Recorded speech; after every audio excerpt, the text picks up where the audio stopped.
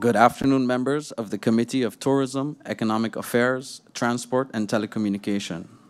Members of Parliament, support staff, visitors in the public tribune, radio listeners, TV viewers, and members of the media. Welcome to this committee meeting of CTEATT number 2 today, Thursday, November 13, 2025. A special welcome is extended to the Minister of Tourism, Economic Affairs, Transport, and Telecommunication, the Honorable Grisha Heiliger-Martin, and her support staff.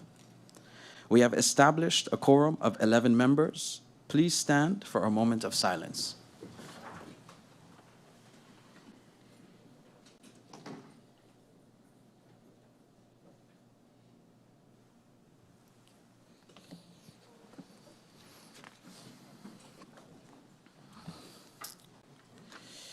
I have received no notice of absence nor lateness from any of the following committee members. Are there any notifications at this time? MP Roseberg, you may have the floor. Thank you, Chairman. A blessed afternoon to the Minister of CTEATT and our support staff. A blessed afternoon to my honorable colleagues and also to the Tribune, nice full Tribune, and to the persons listening online. I have two short notifications, Chairman. First of all, I would like to mention that I welcome the decision by both the government and the union to engage in a neutral mediator. This was a route that I encouraged by the first meeting, so I'm happy that we are going through. Involving a third party is a healthy and necessary step to resolve the current impasse. Everyone shares the same goal, which is to see our valued fire and ambulance personnel properly respected, supported, and taken care of. And I believe we are now close enough to a solution that we cannot allow any misunderstandings or lack of clarity to jeopardize progress. This is then also the benefit of a mediator who can help both sides, my favorite word, to stay focused, reduce any unnecessary tension, and to move toward concrete agreements. I also take positive note of the union's indication that the matter will no longer be discussed through the media, because I believe at this stage, everyone must bear down internally and resolve the outstanding issues in the interest of the workers and the wider community.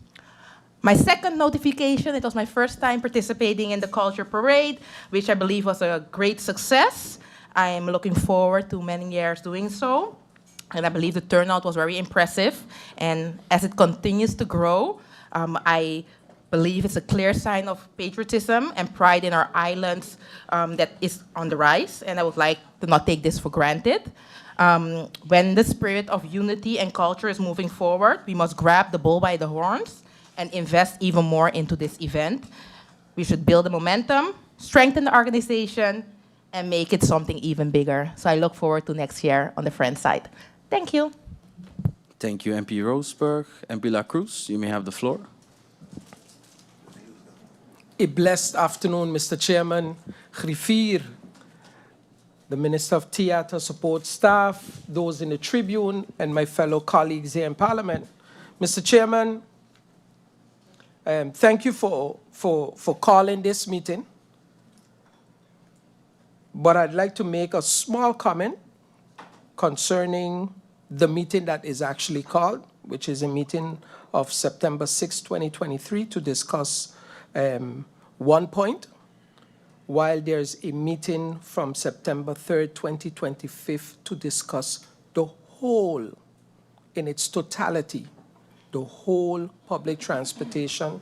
So, with your indulgence, Mr. Chairman, I would have actually liked to integrate both meetings, and we could get this done and over with in one shot if the minister is prepared to do so, and the members of Parliament also.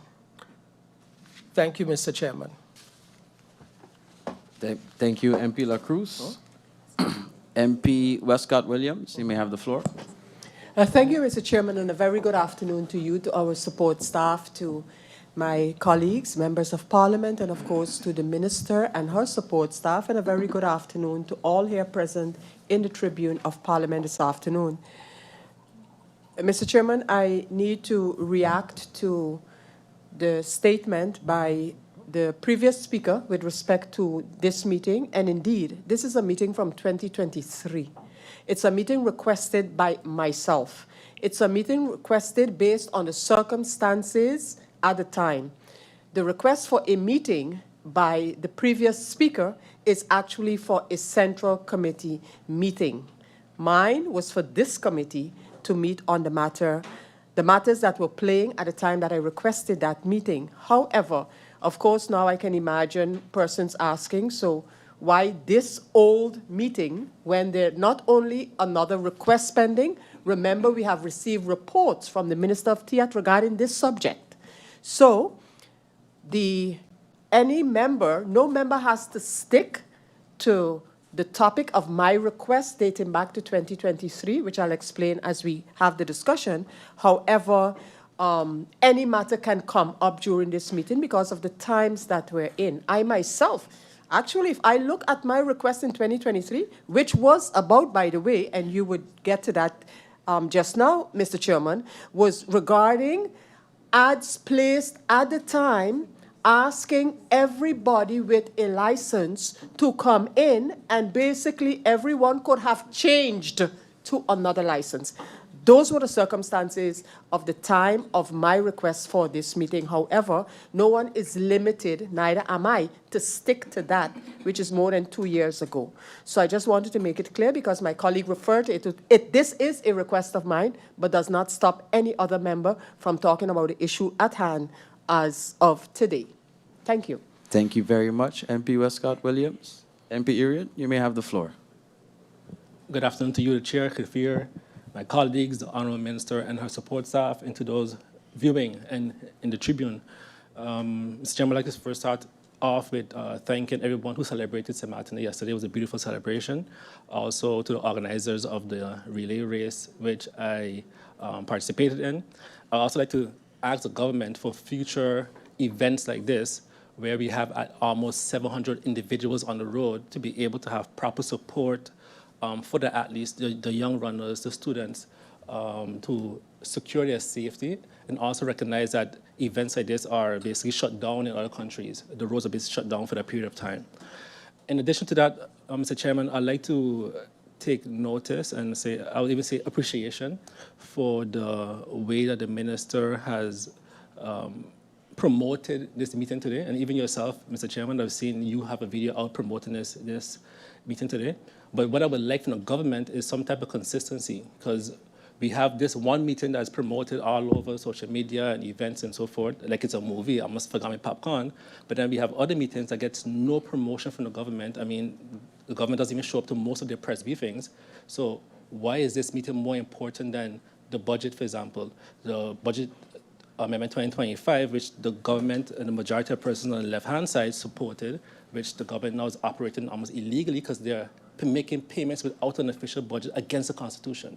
So I hope to see through this committee, Mr. Chairman, the consistency in promoting other meetings, like the meeting that the Minister of Finance mentioned, the dividend withholding tax, which you're also the chairman of, Mr. Chairman, going forward. I would like to see consistency with the government. Thank you.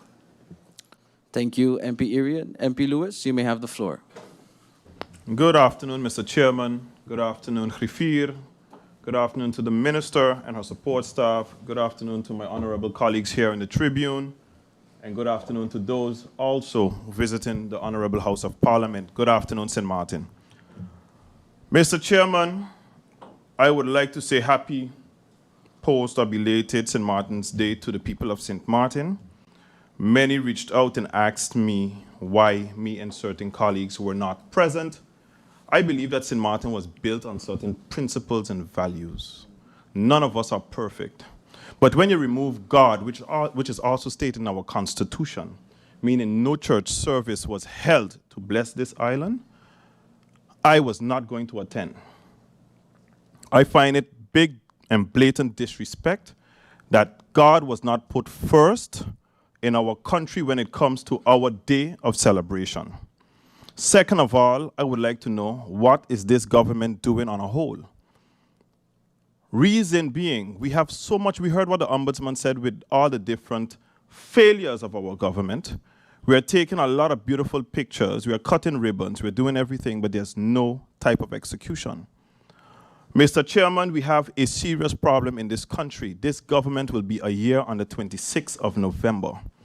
Up to now, again, my colleagues within the Justice Ministry cannot receive any initiated batch from the minister. I also congratulate the officers that also received their promotion, Lance Besluiten, the other day. But to note, those Lance Besluiten was also initiated from my administration. So I would like to know what indeed is going on within the Ministry of Justice and also the other ministries on the whole, especially the Ministry of Rummy. When we sit here in Parliament, we are the highest in this country that are elected by the people. And I think when we as individuals reach out to ministers with regard to problems within this country, they should react and react prompt. Also, when we request meetings, that the meetings be also taken serious and be given to the people of this country. We are not here on our own merit. When election time comes, we find every single one and beg them for a vote. But when the people's problem is on the table, we linger and we procrastinate. I am tired. I am very tired of this government because I'm not seeing anything going on. I'm tired of the complaints that I'm getting from the people of this country. I am overwhelmed, and many of my colleagues here as well. Hence the reason some of us wasn't even at the St. Martin's Day celebration. We find money for all sorts of things, but for the betterment of this country, we do not. Mr. Chairman, I hope everyone is listening, including the Prime Minister and his Council of Ministers, and that they put their foot down and start working for this country. Thank you, Mr. Chairman. Thank you, MP Lewis. MP Otley, you may have the floor. Thank you, Mr. Chair. Mr. Chairman, once again, I do not want Parliament's floor to become a tit for tat. And that is what it seemed like was happening between my colleague and the minister. And I am happy today that the meeting was called. And I was one that signed on to the meeting of this year. Why? It is imperative that we bring clarity to the situation. There were reports given, and there are a lot of accusations being brought out in the media, on the floor of Parliament, and I think the good gentlemen and women of the Taxi Drivers and Bus Drivers Association deserve clarity, and this meeting will bring it. That is what this is about to me. Those people sitting in the Tribune and bringing clarity and understanding to it. And I hope that after this meeting, Madam Chair, Mr. Chair, Mr. Chairman, we can then move forward and move forward in the interest of the country. It'll be remiss of me not to mention what my colleague stated before as it pertains to the unions. And to me, it's a shame that movement often happens after the media is involved. We requested an urgent public meeting, and I look forward to that meeting being handled at its urgence with some of the same promotion and publicity that we saw for this meeting, and maybe we can fill the Tribune with these first responders. Thank you, Mr. Chair. Thank you, MP Otley. MP Myers, you may have the floor. Thank you, Mr. Chairman, and good afternoon to my colleagues, Honorable Minister of CTEATT, those of you listening via social media, and to those of you in the Tribune, good afternoon.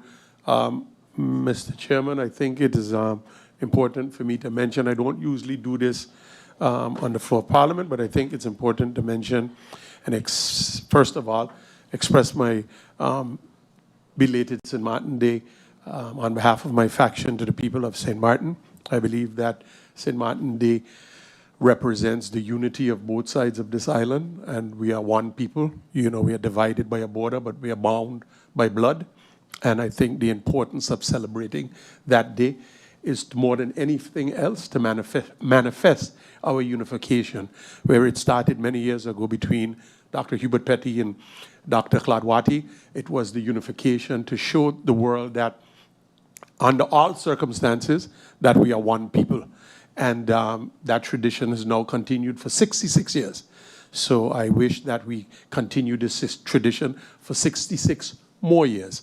And I'm not about the semantics, not going to get into none of the semantics. And lastly, I would like to extend condolences to the Violinas family in Sucker Garden for the passing of their mom, Mina, and also to the Williams family for the passing of Oliver Williams, Earl, as he was affectionately known, and wish them God's strength and blessing during this very difficult time. Thank you, Mr. Chairman. Thank you very much, MP Myers.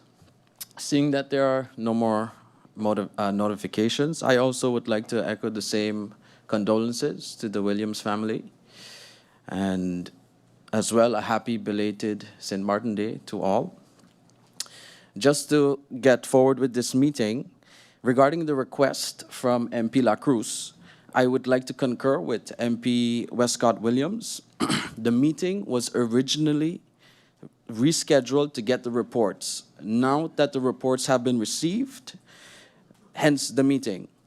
After the meeting has concluded, if the MP has not received sufficient information, then he can decide whether he'd like to pull back the meeting request or continue with it as well. With that said, the agenda points for this committee meeting are as follows. 1, incoming documents. 2, update by the Minister of CTEATT on plans for public transportation in general and the invitation for persons to change from one license type to another license type. IS 1078-2022/2023, dated September 6th, 2023.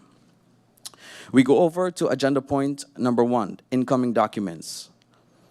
With the focus of this meeting being the discussion under agenda point 2, I would propose that we postpone agenda point 1 to our next committee meeting of the Committee of CTEATT.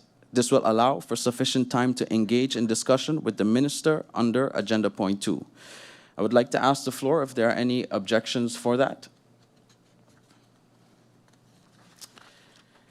As there are no objections, we will move agenda point 1 to the next committee meeting. We now go over to agenda point 2. Update by the Minister of CTEATT on plans for public transportation in general and the invitation for persons to change from one license type to another license type. This agenda point was requested by MP Sarah Wescot-Williams. On September 6, 2023, Parliament received a letter from MP Sarah Wescot-Williams requesting a meeting with the Minister of CTEATT for an update on the ministry's plans for public transportation in general and the invitation for persons to transition from one license type to another. Hence, the meeting being convened today. At this time, if the requester would like to elucidate the request, you may have the floor. Thank you once again, Mr. Chairman. And as I indicated earlier, and you also just introduced the topic for my request for this meeting. And again, I want to stress the date. The date of my request was September the 5th of the year 2023. At that time, not only did Parliament receive many reports and presentations that included taxi and bus drivers, that included public transportation in general. And Mr. Chairman, with your indulgence, I'm not going to mention them right now, but the listing of that information that was sent to Parliament about public transportation is, of course, available in Parliament's archives. At the time, looking at that, my request to the minister was simple, through the chair of this committee. And it stated as follows. The Minister of CTEATT, this is in September 2023, the Minister of CTEATT has issued a notice regarding changes in the area of public transportation. In this notice, persons who wish to change from one license type to another license type are invited to do so. It is important to know the rationale behind this announcement and the potential outcome. I therefore requested a meeting of this committee so that the Minister of CTEATT could outline his plans for public transportation in general and that announcement in particular. This was my initial request.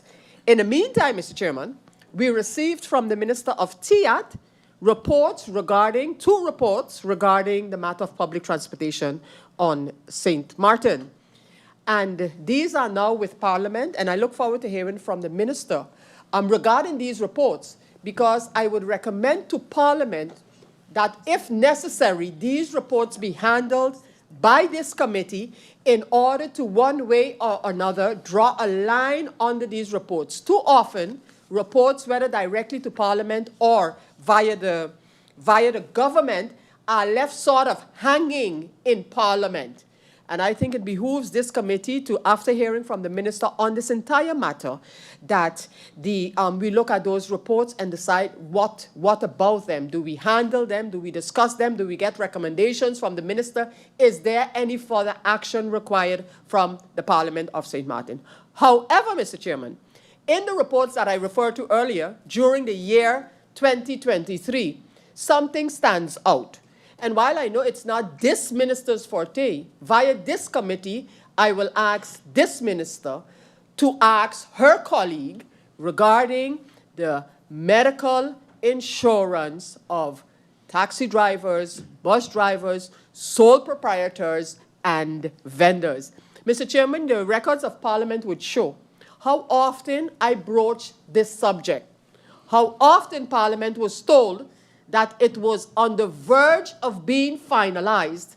I have reports which I'll share during the meeting of the Minister of VSA at the time saying basically by the end of that year that this matter would have been finalized. Now that a general health insurance under whatever name seems to be even further than we had anticipated becoming a reality, I would ask this committee to please have whichever minister responsible for the health coverage for our sole proprietors, our vendors, our taxi and bus drivers, those who do not have any medical coverage, that these are the issues that are hurting today.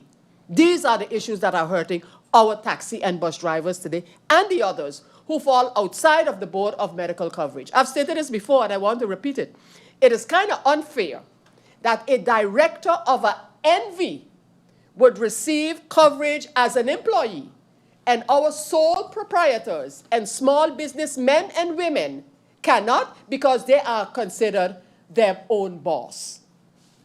And that we, years waiting for the general health insurance, still push this thing forward. And in the meantime, so many of our people are affected by this fact and don't have medical coverage. I don't have much things to ask, but getting from the minister a report as where this matter stands. The moratoriums, left and right, that we have heard and read about. Are there moratoriums? Are there amounts? Mr. Chairman, we heard that basically a taxi policy, and maybe bus policy too, is based on the amount of license plates that sometime in the past were ordered without any consideration for market, without any consideration for anything else. So, Mr. Chairman, that for me is important. So I'll hear from the minister. Minister, what really happened? How many changes were made? Who got what? How did that exactly go? That was my original request. But more importantly, I want to know what is the treatment of those who have a license right now, today. Thank you, Mr. Chairman. Thank you, MP. And indeed, MP Wescot-Williams preempted me. I would like to also update the public and the members. So please note, in reference to the subject matter, on July 22nd, 2025, Parliament received from the Minister of CTEATT an audit report from the SOIB on the taxi legislation and an investigative report from the Integrity Chamber on the issuance of bus and taxi licenses. These reports have been distributed to the members and can be found under IS/1256/2024-2025. I would now like to give the floor to the Honorable Minister of CTEATT, Mrs. Grisha Heiliger Martin, for her opening remarks and presentation. Minister, you have the floor. Good afternoon, Mr. Chairman. Good afternoon to the Secretary General. Good afternoon to the members, the honorable members of Parliament. Good afternoon to those of you here visiting with us in the Tribune, and of course those listening to the tune of my voice online or on the radio. Mr. Chairman, through you, if it's okay, is it possible to react to MP Arian's statement in the notification regarding the marketing? as MP Arian, through you, Mr. Chairman, know that my background is marketing. Every Parliament meeting I come to, I always have a little post stating that I'll be in Parliament. So it's a standard procedure that I do. So just wanted to say that for the record, and always for the record, look out for a little ad from me. Anytime I'm going anywhere, we always have a little post of me, letting everyone know that they need to tune in and listen. I also want to join the fellow MPs on giving condolences to Oliver Williams Jr. on the passing of his dad, also a taxi driver. It would have been nice if possible. I don't know if you could have maybe stand for a moment of silence, seeing that this meeting is about taxis and that we maybe give respect to a taxi driver that has passed on. If it's through you, Mr. Chairman. That's fine, Minister. you. So maybe I take ask a for maybe moment to moment of silence. silence.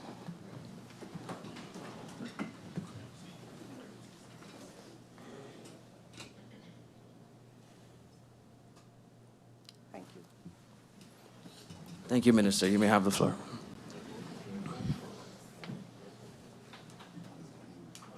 Members of Parliament, everyone, thank you for taking the time this afternoon to join my team and I as I provide Parliament with a very much needed update on the public transportation sector. Today we will discuss the following: introduction, setting the record straight. We'll of course engage in the facts, timeline of events, and discuss the reports and analysis of the reports. The cleanup, what data from the ministry shows that we did internally, state of affairs, the realities and problems, R4 effect, the way forward, and public message, transparency, integrity, and trust, and conclusion, final words. Mr. Chairman, why are we here today? Well, today we stand at a critical junction in the history of St. Martin's transportation sector. For far too long, our taxi, T-plates, bus industry has been clouded by uncertainty, opacity, which is not being transparent, and decisions driven at times by political expediency rather than good governance. Before I entered office in May 2024, I sat in this very Parliament as an MP, repeatedly questioning the issues of permits. The answers received were inconsistent, incomplete, and at times intentionally evasive. Permits was handed out recklessly, the market was saturated, that's what I kept saying, and the stability of the industry was compromised. In March 2024, S.A. moved to launch an investigation into whether the proper process were followed. 3 months, the Integrity Chamber approached my office to support the inquiry into potential fraudulent activities, and as Minister of CTEATT, I fully cooperated, openly, promptly, and without hesitation, because we must strengthen the foundations of trust in our institutions. When I assumed office, I inherited a sector of disorder. And for the past year and a half, my team and I have been gathering, verifying, compiling information, digging through layers of documents, decisions, timelines, and testimonies. Over time, internally, we began calling this the Sac-Passe saga, because every new layer uncovered brought more questions tied to the same period, the same decisions, and the same individuals connected to the 2023-2024 timeline. A saga indeed, Mr. Chairman, one rooted in mismanagement, irregularities, and questionable oversight. While the investigations were ongoing, I refused to sit back. In January 2025, we initiated a structured internal cleanup through the Inspectorate of Economic Affairs and Transportation, what I usually call IATA. Every operator, taxi and bus was required to present themselves so we could confirm the validity of permits, the accuracy of documentation, and the conditions of their vehicle. This was not about punishment. It was about protecting integrity of the integrity of the industry and ensuring everyone operates on the same and fair, transparent playing field. What we uncovered confirmed long-standing concerns: administrative gaps, incomplete or missing procedures, inconsistencies in record keeping, and potential misconduct in the issuing of certain permits. Today, I present to you the combined findings of the SOAB, the Integrity Chamber, and CTEATT's own internal review.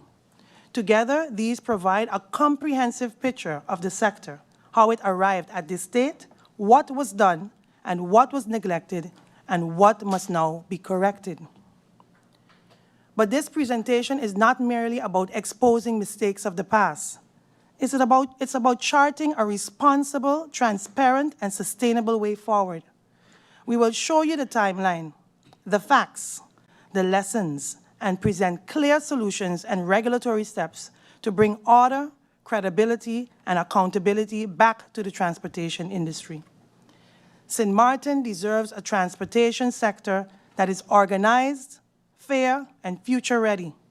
And our operators deserve stability and predictability. And our people deserve leadership that confronts problems head-on, with courage, with transparency, and with a commitment to change. That is the work we began, that is the work we continue, and that is the work we will deliver. We will get it done. Given the context of my presentation today, I found it necessary to highlight the legislation and policies as it relates to the publication transportation, all of which can be found online. The National Ordinance on Public Transportation, this ordinance regulates the conditions for licenses to be issued, denied, and/or revoked, and the time of license issued, the type of license issued, the requirements of advisory committee, rules pertaining to assistant drivers and tariffs, and non-compliance with the ordinance. Next, the National Decree Committee Public Transportation. The National Decree further outlines the rules and the establishments of the advisory committee as required in accordance with the above-mentioned ordinance, as well as aspects to be considered in the advice that the committee provides to the minister. Next, the National Decree on Public Transportation. The National Decree regulates the requirements for license applications, inspection of vehicles, insurance, driver conditions such as conduct, number of passengers, lost objects, need to transport passengers, conditions of the vehicle, information for the passenger, and tariffs, and also regulates the duration of the license and the consequences of the noncompliance. Next, the Public Transportation Policy Framework for St. Martin, September 2014. This policy provides guidelines to identify and address the needs of the public and the public transportation sector, namely bus, taxi, tour, and group operators, by creating an environment that fosters their development and promotes professionalism in the transportation sector. Next, we have the moratorium policy on public transportation, which was published on February 18, 2014, and updated May 1st, 2019. The policy restricts the issuance of new bus and taxi tour licenses to prevent market saturation and address outdated regulation. And finally, we have the moratorium policy on public transportation licenses, updated September 27, 2023, and published on September 29, 2023. This policy informs the public about granting, renewal, and revoking of public transportation licenses, as well as applicable general rules for existing and new public transportation licenses. It has come to my attention during the entire review that clear definitions on the types of services within the public sector was still unclear. Therefore, today, I would like to set the record straight and break it down for the public accordingly. Passenger transport categories are described as follows. B-plate for a motor vehicle, small bus, to transport a passenger on a designated route with a bus designed to transport fewer than 10 persons, or for a motor vehicle large bus to transport passengers on a designated route according to an approved timeline with one or more buses designed to transport 10 or more people. Then you have the taxi plate for a motor vehicle designed for a transport of no more than 14 passengers. Then you have T plate for a motor vehicle designed to transport more than 7 persons, not including the driver. Then you have R plates for motor vehicles designed to rent to passengers for daily fee, no driver included in the renting of the vehicle. And then you have the G plate for a motor vehicle designed to transport more than 15 persons, not including the driver. In addition, the same applies when it comes to understanding the definitions and purpose of an assistant driver, which is a chauffeur in dienst, and that of a hulp driver, a hulpchauffeur. For the assistant driver, the request is made when a license holder is hiring someone to drive for them, essentially a business acquiring an employee. So the length of time for said permit would vary anywhere between 1 to 5 years. For a help driver, the request is made when the license holder is sick or unable to work due to age. The permit is limited to 6 months with the possibility of requesting an extension. Valid proof of said circumstances must be provided with the application request as justification. Now I move over to point 2 of my presentation. The facts, the timelines of the events, and an overview of the independent report's analysis. This timeline will portray the full visual of all steps taken, but rather will showcase the key elements that should be highlighted in the timeline. June 2023, publication 1, public announcement of public transportation cleanup placed in newspaper. Then August 2023, public announcement 2, in regards to the amendments to the licenses that was placed in the newspaper's date to request such as the August 28, 2023 before 12 p.m. This was the one with the swap. Then September 2023, publication 3, this public announcement was in regards to assistant and help drivers requesting their own licenses was placed in the newspaper, and to date, request as such was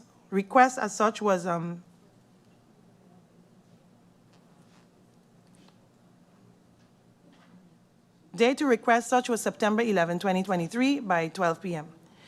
And then again, September 2023, email sent September 8 by the department head of ETT and acting SG to the minister and cabinet of CTEATT in regards to a moratorium being in effect. And then December 2023, publication 4, public announcement to inform about the establishing of the caps. And then January 2024, election. Then March 2024, Minister Lambrie announces 142 taxis and 97, so 142 taxis were issued during that time and 94 bus issued.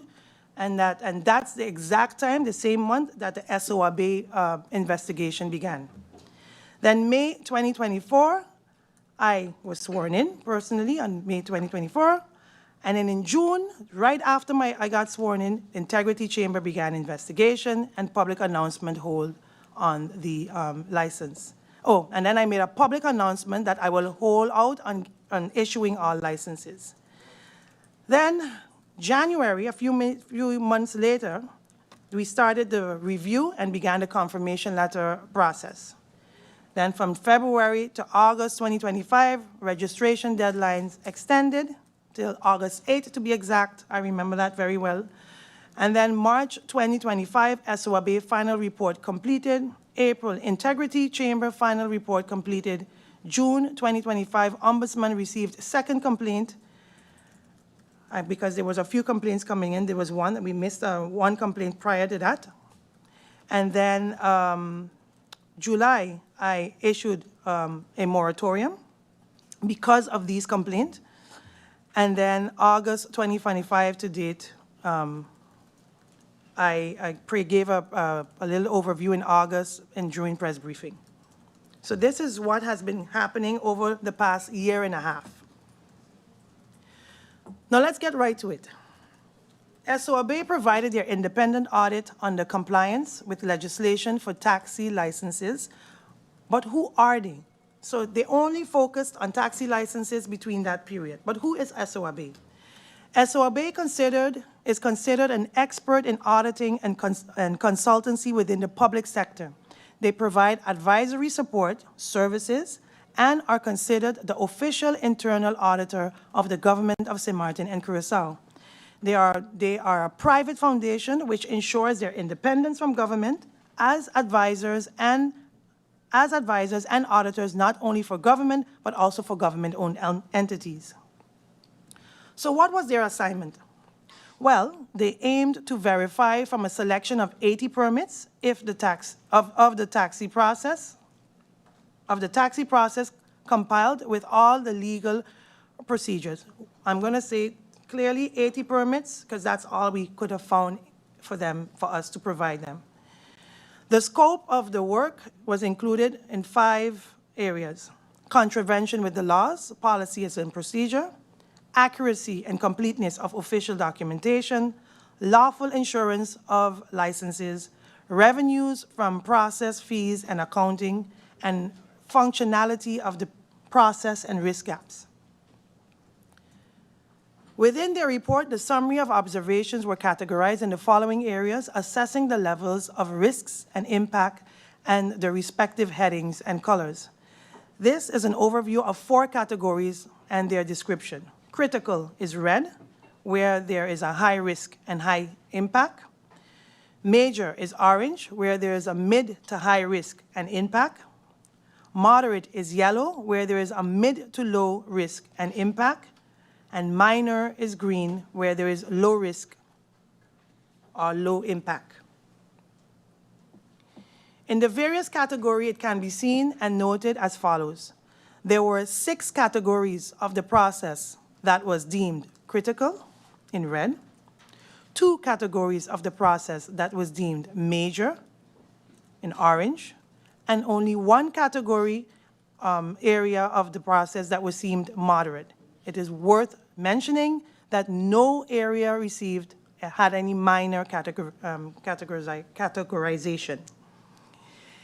In addition, it is important to note that the review of the issuance of taxi licenses highlighted several areas concerning the validity and completeness of applications and documentation requirements. S.A. examined a sample of 79 applicants, not out of the 80 because one documentation was missing. So out of the 136 licenses that was issued, not the 147 that Minister Lambrie mentioned before, but the 136 licenses that we found on an Excel sheet between January 2023 and 2024, this sample size was considered adequate to identify patterns, anomalies, and systemic concerns. So out of the 79 new applications, only 26 was completed with the required documents, and 1 included a questionnaire, inlichtingstaat. So for proof of identity, 65 applicants submitted a valid ID or passport, 67 a driver's license, and all were in colored and valid. Regarding tax information, applicants were required to submit the cover page of their 2022 income tax return. However, only 52 complied, 27 failed to provide it, and 1 applicant submitted information from an inaccurate year. Additionally, for applicants over 60 years, there was a requirement to submit proof from a general practitioner, but none of the 14 applicants in this category met that requirement. Lastly, all applicants were required to submit a civil registry extract not older than 6 months. With 61 submitted within the allowed period, 9 provided outdated documents, and 9 failing to submit this form altogether. This highlighted that despite several applicants failing to meet the necessary requirements, licenses were still granted without proper legal basis. I now move over to the key recommendation provided by SOAB. To strengthen transparency, compliance, and efficiency in St. Martin, public transportation systems, SOAB recommends a full digital overhaul and governance reset. Centralized digital registry, so create a secure real-time system tracking all licenses, data, changes, and anomalies. Regular audits, institutionalize periodic internal and external reviews to ensure compliance and integrity. Stricter application process, mandate full documentation, cross-verification, and automation to eliminate errors and political interference. Usage monitoring, so enforce active use of licenses via digital alert, inspections, and penalties for non-compliance. Stakeholder integration, formalize channels for feedback from operators and the public to refine policy execution. Staff training and oversight, build an internal capacity with trained personnel, dedicated monitoring teams, and whistleblower protection. Tech-based informants, deploy GPS and analytics to track fleet activity and prevent underutilizing or misuse. Policy evolution, conduct annual reviews of licenses, caps, and operational rules to adapt market realities. External accountability, partner with independent oversight bodies for transparent evolution and stronger institutional safeguard. Bottom line, these reforms would digitize oversight and minimize manipulations and modernize the entire license framework and transforming CTEATT's transportation regulation into a transparent, data-driven, and accountable system. Let's move over to the report of the Integrity Chamber. But first, who are they? What do they do? It is the Integrity Chamber's mission to instill the need for integrity awareness and ethical behavior within government and the community, and by doing so, establishing and maintaining a level of trust internally in our society and outwardly in terms of international relations. The Integrity Chamber has the authority to investigate suspected misconducts within administrative bodies. Investigations can be started in response to a notification or a suspect misconduct or on an Integrity Chamber's own initiative. A suspected misconduct relates to an act or a failure by an administrative body to adhere to values and norms, legal requirements, and other obligations through which the interests of society or the proper functioning of an administrative body could harm.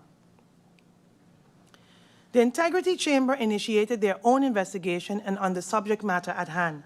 The basis of their report is as follows. Investigation launched by the Integrity Chamber into the issuance of bus and taxi licenses by CTEATT, triggered by media reports, complaints, and parliamentary questions, to determine compliance with the legislative framework and assess whether actions led to misconduct or integrity risk, scope limited to the activities in 2023, methods used, so the OSINT, which is a document review, and they interviewed 11 persons in total, and legislative assessments. To conduct a thorough investigation, the following 5 questions were asked and answered. What is the applicable legislative framework from granting bus and taxi licenses? Is there a possibility to deviate from the legislative framework? And if so, under what condition? Did the administrative body adhere to the applicable legislative framework? Were there actions or omissions that could harm the functioning of the government of the public interest? Are there integrity risks or challenges within the legislative framework? These were the 5 questions they posed. Here are some of the key findings of the report. Non-compliance confirmed.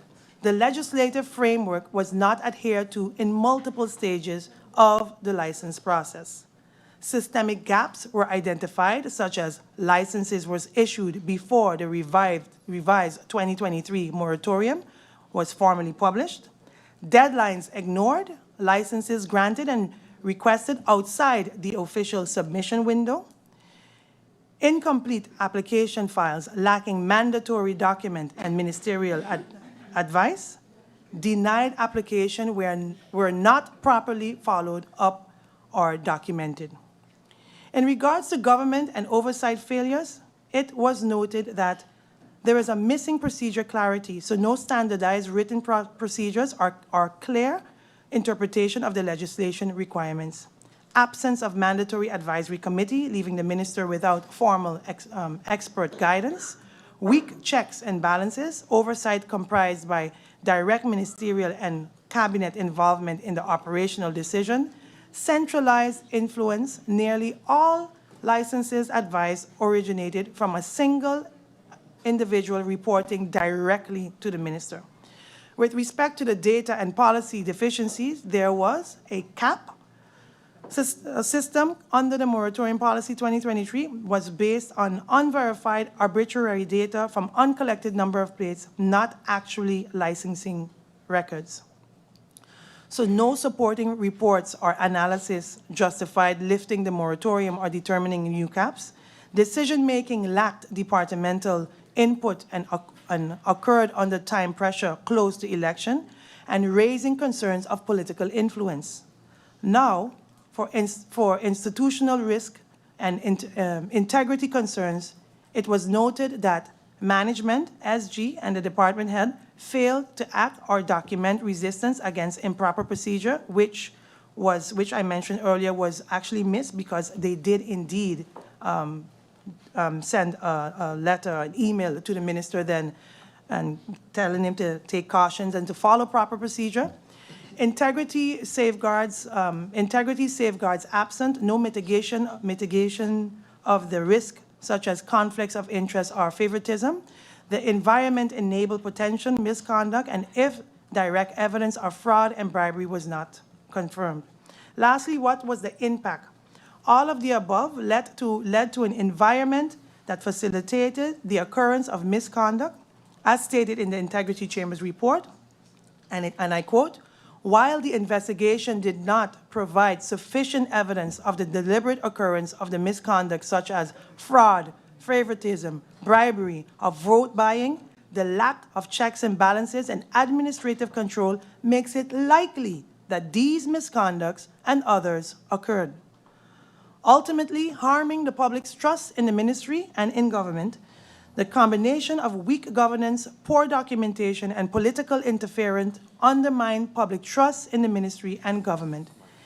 The investigation highlights an urgent need for structural reform, stronger oversight, and data-driven decision-making to restore credibility and transparency.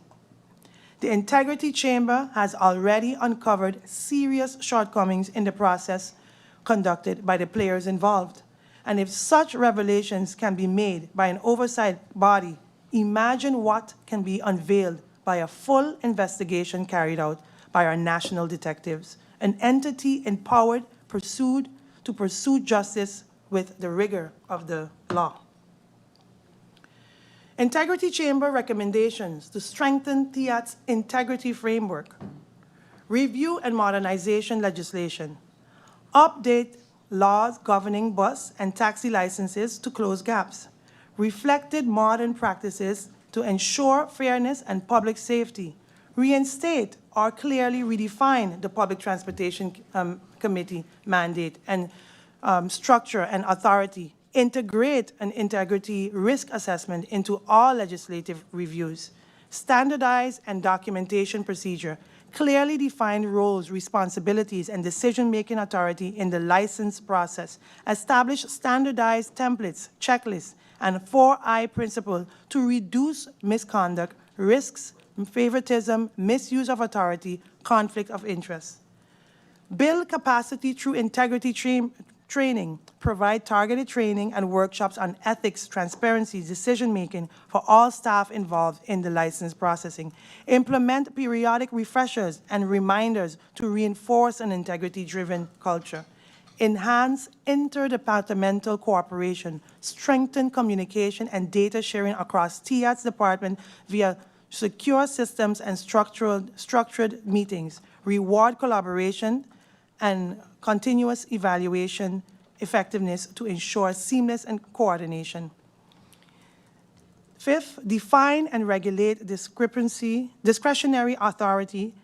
Introduce clear guidelines outlining when and how discretion may be applied, require documentation and justification for all discretionary decision, establish internal audits, appeals, anonymous complaints, channels to maintain accountability. Risks and highlights. Government's risk, decision made outside of the legislative framework, integrity risk, broad discretion authority without checks may lead to favoritism or abuse. Operational risks, inconsistent process leads to errors and oversaturation and database gaps. Legal risk, non-compliance with laws and absence of required committee oversights. And public trust risk, actions perceived as political or election-related undermine confidence.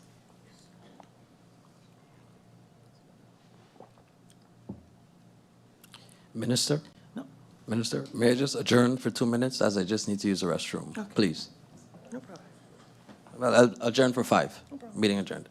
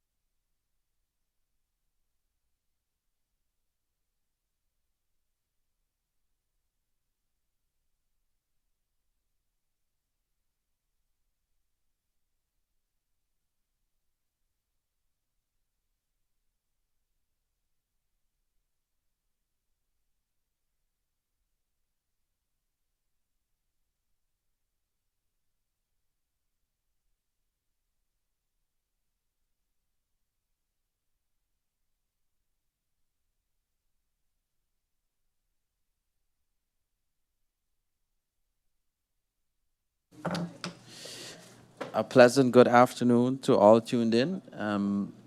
Minister of CTEATT, you may resume the presentation. Thank you, Mr. Chairman. Note, everyone, that I'm just on the halfway mark of the presentation, and now we move over to point 3 of my presentation, the cleanup, like the real cleanup that's still ongoing, and what data from our ministry shows thus far. Let's start off by comparing licenses prior to when the last moratorium was lifted to licenses issued when the recent moratorium was lifted. Here, what you notice from the licenses granted, the licenses in 2023 and 2013 is written in Dutch. They have a paid stamp and an inked stamp from the ministry. And the date of application received versus the date of processing took almost a year, you can see. And each license has its own unique number, specified that only one motor vehicle can be registered. Here you see what you notice from the license granted in 2023, 10 years later.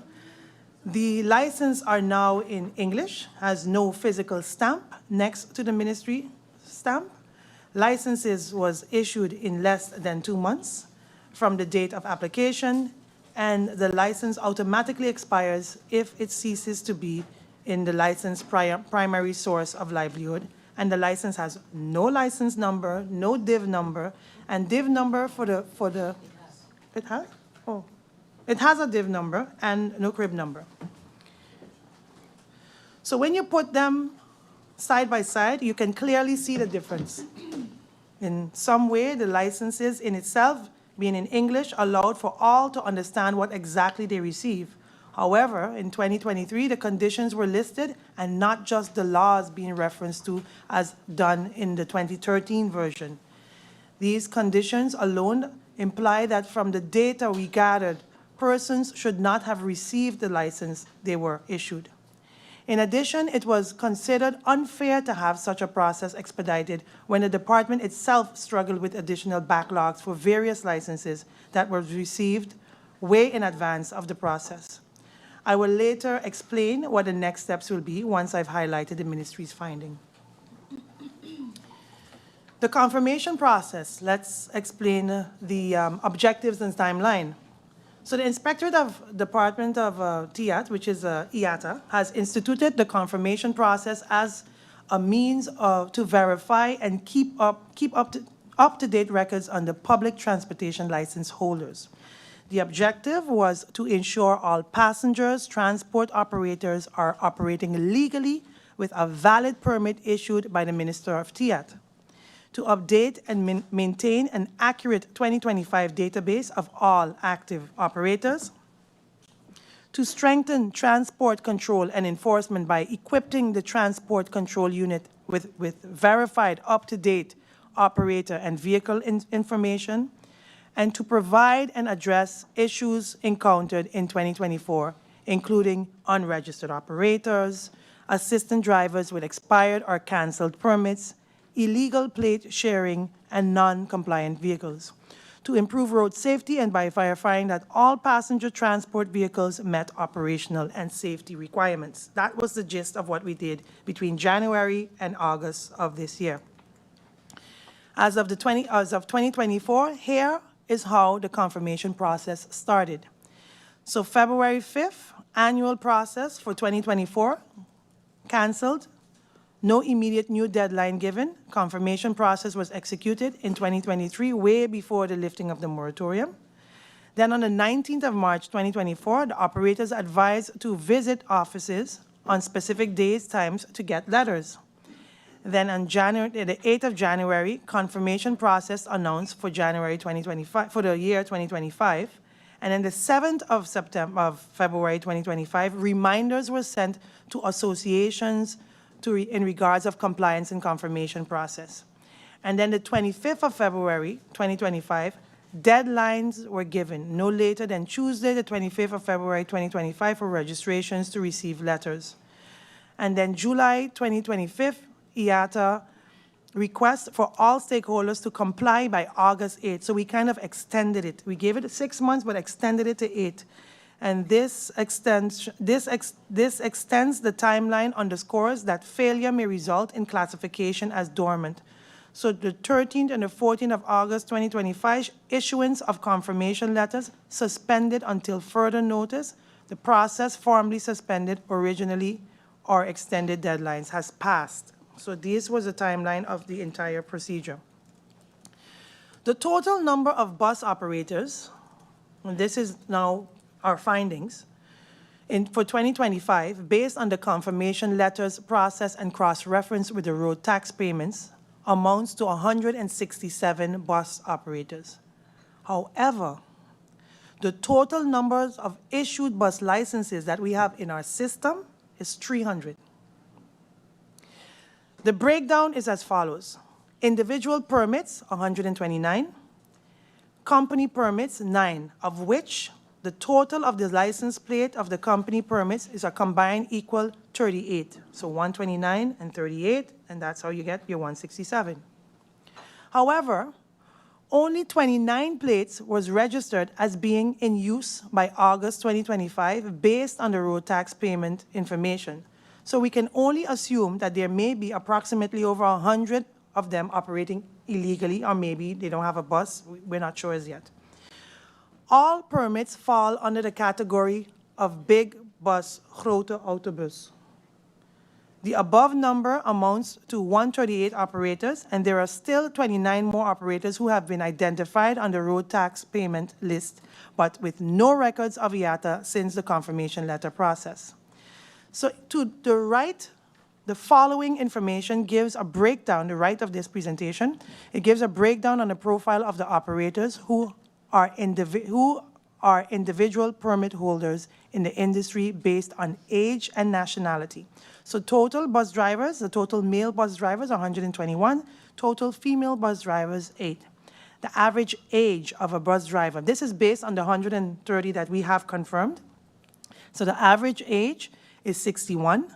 The most common age is 60.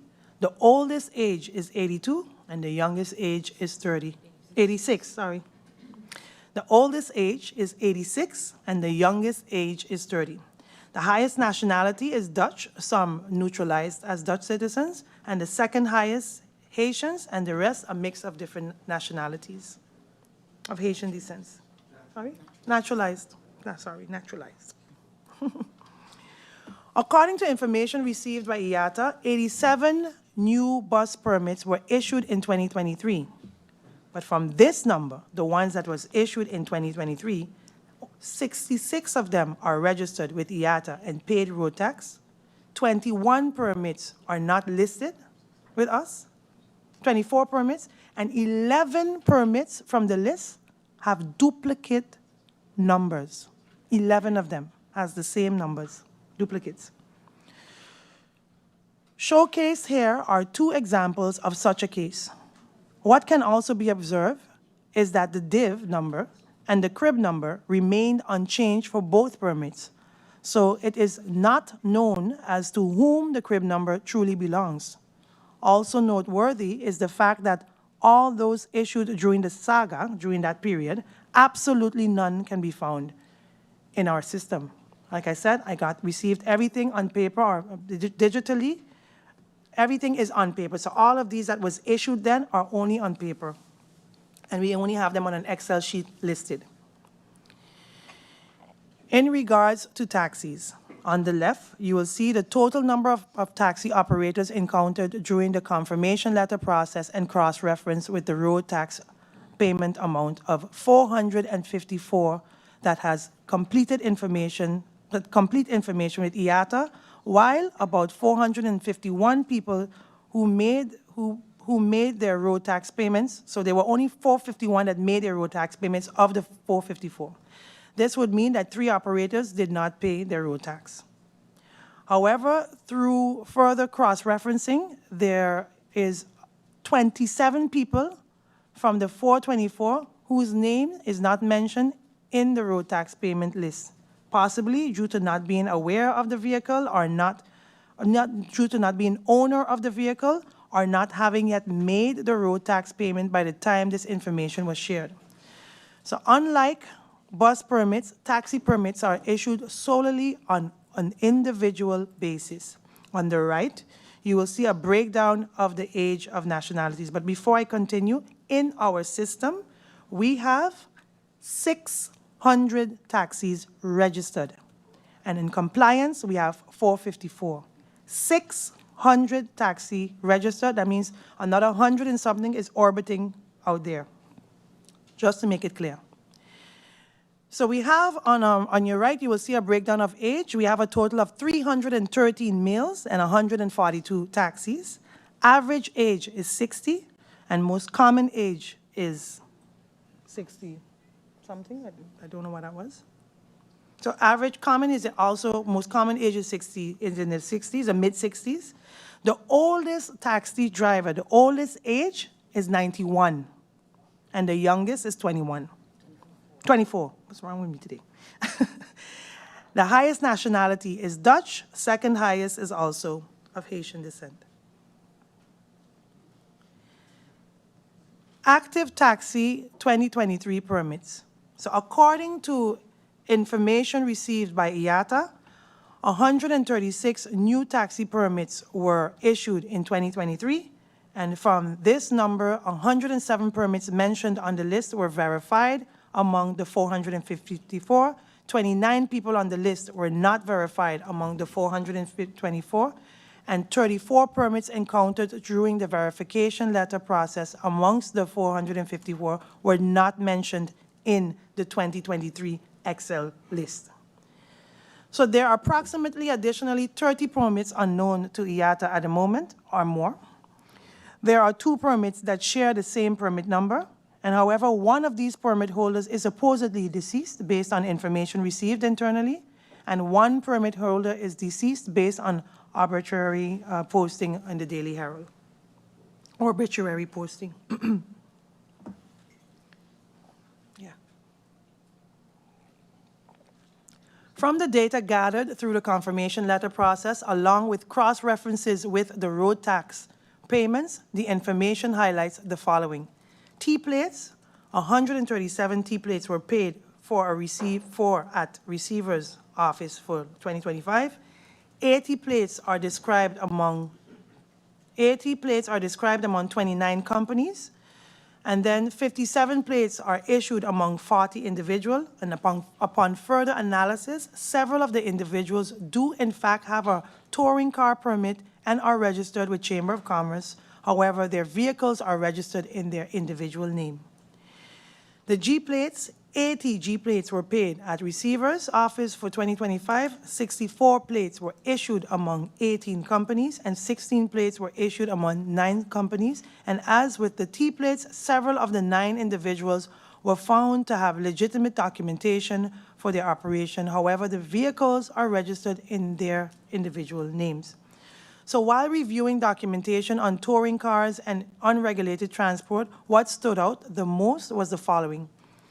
A touring car company with 1 permit for 5 vehicles utilizing a different doing business as name for each vehicle. This is also registered with the Chamber of Commerce. 1 case of a business name on a permit not coinciding with the name of the Chamber of the Commerce. And another case where the company is registered as a touring company as the Chamber of Commerce with a car rental permit to acquire T-plates. So a lot of discrepancies we found. The cleanup provided a detailed look into how the passenger transport sector functioned and highlighted both progress and critical regulatory weakness, as duly mentioned in both the S.A and IG reports. On the positive side, operators demonstrated improved awareness and compliance with existing transport laws. The review also helped the ministry access operational realities, close loopholes that allowed for unfair advantages, and identify areas for stronger enforcement and interdepartment cooperation, particularly with receiver's office.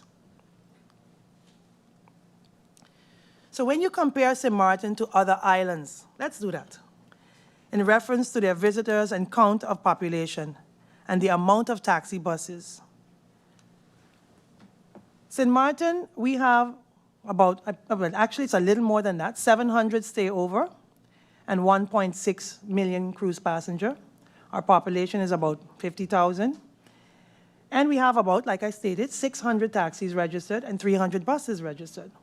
Friends St. Martin have 150 taxis, of which 200, but they're capped, have like operating 150, and 40 buses. So let's combine, if you take the whole 37 square mile, you're looking at 750 taxis on the island and another 340 buses. Anguilla has stay-over tourism at 1.4 million, 900K cruise passengers that come over. I mean Aruba, sorry. Aruba, Aruba, sorry. AXA is Anguilla. And the population is 105K. Their taxis is 535, and their bus is 47, and it's for the most regulated. Curaçao has 750 stay over, 800,000 in tourists, and then you have a population of 152. Curaçao has 200 taxis. They're about to increase by just 50 taxis, 250. And they have about 40 buses, and for the most regulated.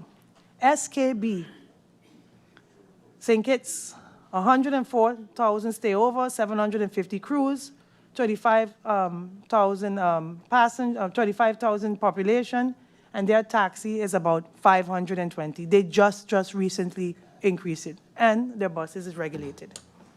Just to give you an idea of how the behavior is right around our neighboring islands. Now I move over to point 4 of my presentation, the state of affairs, problems and realities. The 2024-2025 Passenger Transport Review provided a long overdue reality check on how the sector truly operates. What began as a data cleanup exercise involved a full-scale diagnostic of the ministry's system, industry behavior, and institutional gaps that have weakened the regulatory credibility for years.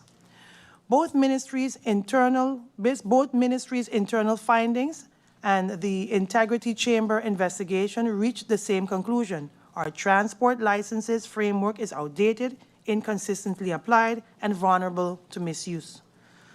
Too many decisions has been made without full documentation, structured checks, or transportation criteria. The absence of functioning public transport committee and modernized legislation framework has left too much room for discretion, confusion, and in some cases, abuse. From the operational side, IATA cleanup confirmed issued control has warned, confirmed issues controllers have warned about for years. Buses not stopping at designated stops, vehicles in deplorable conditions, plate holders driving other people's cars, the permit holders expanding fleets through third-party insurance or multiple business names, and some of the companies authorized for 5 vehicles were operating as many as 8. Others use outdated or mismatched chamber licenses data, while hotels and tour operators establish side agreements that affect the industry stakeholders. At the same time, the project also delivered some semblance of progress. Operators have now a clearer understanding of the compliance and expectations. Road tax collection improved through varied operator data, and the ministry is now more accurate and more accurate digital foundation for the ministry has a more accurate digital foundation for future enforcement and reform. The lessons underscore a single truth. Without structure, clarity, and enforcement, integrity becomes vulnerable and public trust suffers. So moving forward, the ministry will act decisively. Modernize and digitize the permit framework, linking IATA, receivers, chamber, and the insurance in real time. To reinstate or redefine the Public Transportation Committee with clear mandate and transparent advisory process.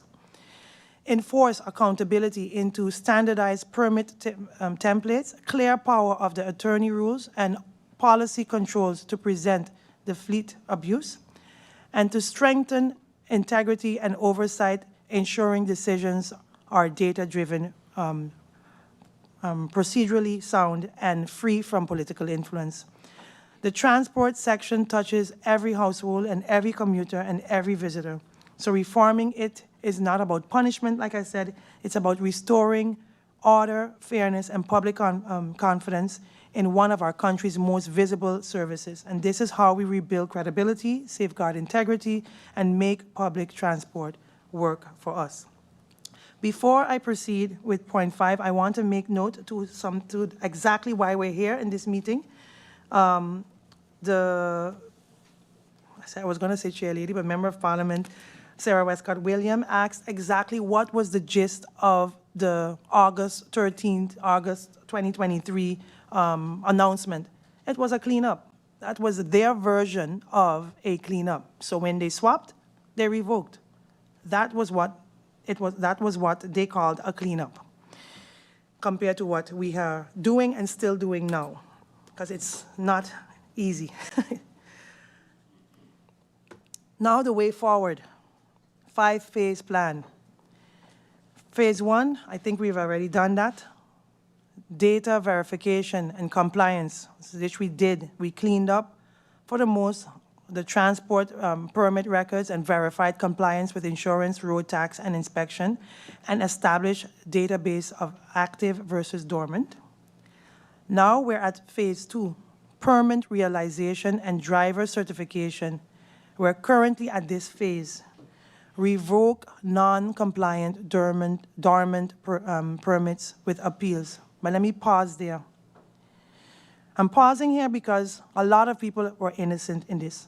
Some people were very innocent. Some naively came, picked up, didn't know what to do, didn't know they had to pay 20 guilders. They were innocent. And I want to take a pause to explain where I'm going with the revoke, as I'm going to take it I'm going to go very cautiously with it. So a formal public summons will be issued to all transportation holders requiring the submission of specified documents. Failure to comply may result in license revocation. This marks the next step on modernizing and strengthening and regulation. So what we will do, we will list the idea. It's not clear yet, but the idea is to list in the media all the permit licenses that we deem that is not compliance, and all the taxi plates that we know that's not in compliance, and we will give those the opportunity to come and provide us with information or not. And if you don't meet that time, then it'll be automatically revoked. But that will be explained very soon before the year is over. Then launch a certification program on island knowledge, this is going to be very important. Idea is to launch a certification program on island knowledge, customer service, and safety, require medical checks for drivers, and request financial assistance with the certification progress, which all of this actually is already in motion from the temporary work group. Phase 3 will be a legislative framework.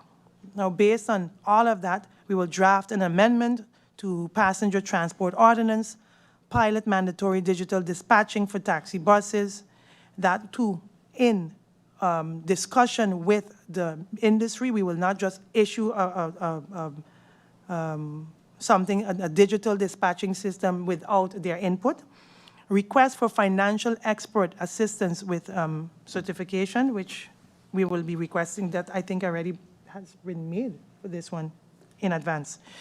And then phase 4, finalization of ordinance and decree, submit finalized legislation to Parliament. Here we could come in here and debate the updated decree and consolidate into one unified transport policy. Phase 5 will be the final phase, establish a transportation authority, create a central authority to oversee public transportation, transition responsibilities from government to authority. So the timeline at a glance will be, so 2025 cleanup and certification, we're working into that. And 2026, we're working on drafting the law and dispatching the pilot program for the digital. And then 2027, final laws passed and transportation authority established. So at this time, we are strengthening, collaborating between, we're strengthening collaborations. Someone is typing and it's moving. We're strengthening collaborations between Dell, CTEATT, and Receiver's Office to ensure databases are consistent, and I should mention also Chamber of Commerce, and that it remain consistent with protocol enforcement and standards upheld. And the confirmation letter process will remain an annual exercise, and it will be also more stuff will be included in the confirmation letter process. Now I move on to point 5 of my presentation, I think the final point, the public message on transparency, integrity, and trust. Mr. Chairman, I would like to bring to the members' attention, this is very important. I'd like to bring to the members of Parliament's attention just a few of the messages I have received since taking office and the Integrity Chamber report going public. I find it, Mr. Chairman, through you, very sad and disheartening to have conversations of this nature with persons. It has shown me and my team that indeed reform on public transportation is needed.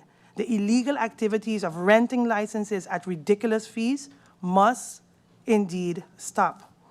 In addition, no one should have to pay someone to acquire a document that is naturally applied for a while a moratorium was lifted. Nobody should be extorted to pay for a license beyond the legal fees required. So I put these messages here, Mr. Chairman, and I can say one of these persons is already, I think, in talks with the prosecutor, and they allowed me to put this out, and we will take it from there. So with that, I say that I have a message for the public. And that message for the public is this. People of Swaliga, over the past months, much has come to light regarding the state of public transportation sector in its operation, its challenges, and the difficult truth. What we have seen and read is not about pointing fingers, but about acknowledging where systems has failed and how we together will set them right. Let me be clear, Mr. Chairman. This situation was not created by this government, but it will be corrected by this government. The Ministry of CTEATT is committed to restructuring a sector that is fair, transparent, and sustainable, one where opportunities are earned, not bought, and where services to the public outweighs the self-interest. We must also take collective accountability.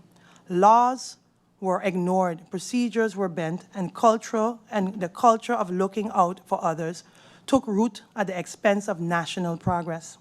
That stops now, and trust must be rebuilt both between government and the people and amongst those who serve within the system itself. On behalf of the government, I extend an apology to every operator and citizens who have suffered from extortion, waited endlessly for answers, or struggled under the weight of oversaturation and uncertainty. You deserve better, and better is what we will deliver. And through sound policy, renewed integrity, and collaboration, we will restore legitimacy to this progress, fairness to the system, and pride in the industry that keeps our economy and our people moving forward. Because together, we will get it done. Looks like I have more points. In conclusion, ladies and gentlemen, we have seen clearly where the system failed. It took this ministry over a year to uncover what should have never happened. Licenses issued without proper oversight, rules ignored, and sector left in chaos. And to those who labeled it a cleanup while selling the bread of one to feed another, Your cleanup was a cover for shortcuts that made the problem worse. To those who brag that they did nothing wrong, know this: the record will speak for itself and the law will follow. It is unfortunate, Mr. Chair, that some will suffer due to the gross mismanagement of the former CTEATT administration as we restore fairness, but accountability is necessary if we are to rebuild trust. We will get it done by properly regulating all licenses and enforcing the rules. We will get it done by protecting honest operators and removing those who exploited the system.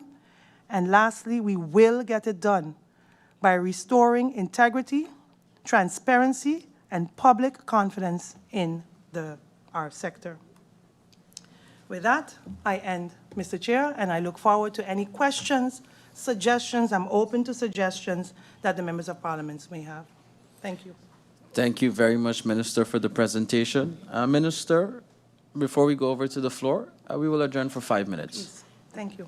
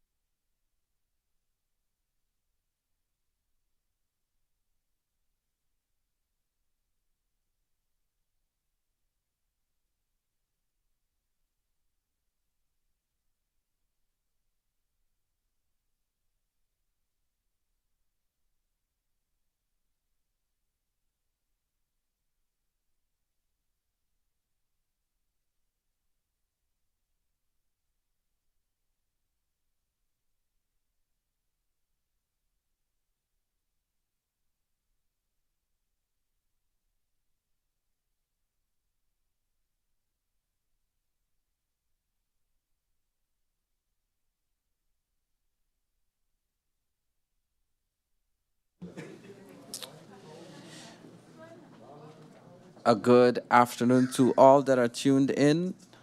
We have returned to the meeting. The Minister of CTEATT has presented to the floor of Parliament, and now I will open up the floor for any questions for the Minister of CTEATT. I see MP La Cruz would like the floor. MP La Cruz, you may have the floor. A blessed afternoon again, Mr. Chairman. Mr. Chairman, I really enjoyed that presentation. It was very enlightening. It was a lot of undercover shots thrown. But I am not here to do that. Anything I say here today, I can say outside of Parliament where there's no immunity. And I challenge anyone, and I've said it once and I'll say it again, I challenge anyone to make those statements outside of this floor of Parliament and call my name.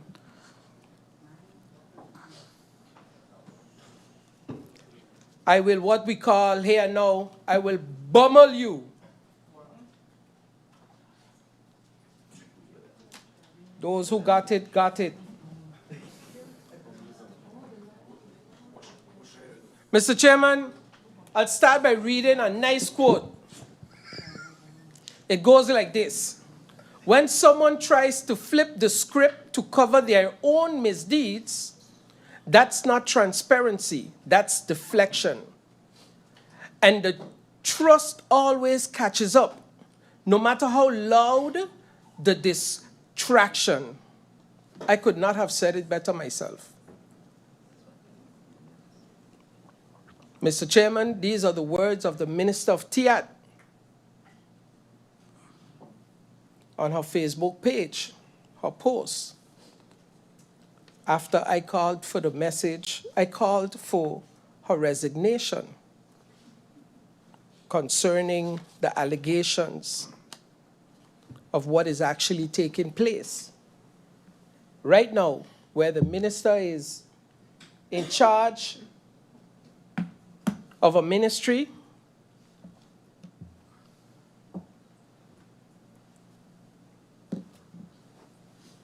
that allegations have been brought forth against her husband. Mr. Chairman, things fly by our minds, okay? If you like. Mr. Chairman, person okay. Mr. Chairman, this was... I'm going to adjourn the meeting for 5 minutes.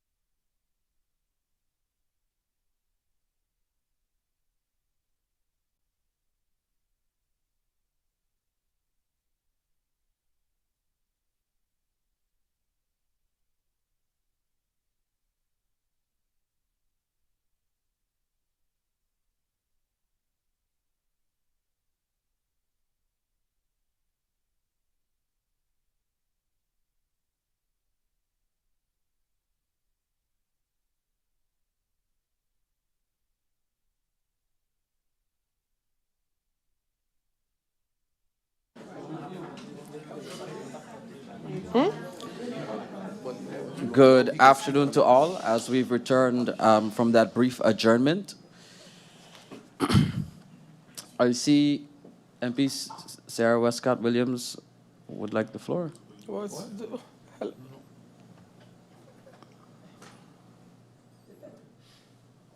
Thank you, Mr. Chairman. Actually, I earlier asked you, I said I know we're not in a public meeting, but I wanted to make a proposal of order. And I know it doesn't really apply to committee meetings, but I wanted to speak and just make a proposal of order. And it has to do, Mr. Chairman, and with the commencement of a presentation by a member of parliament. I would be the last person to say that we should not be able to operate on the basis of equality of arms, so to speak.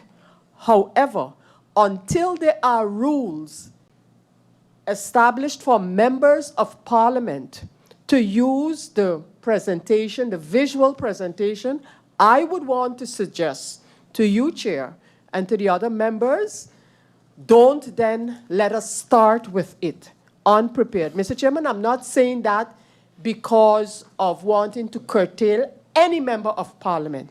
I know the ministers have the possibility for presentations. However, Mr. Chairman, persons often like to say, yeah, but you have been here like nearly forever.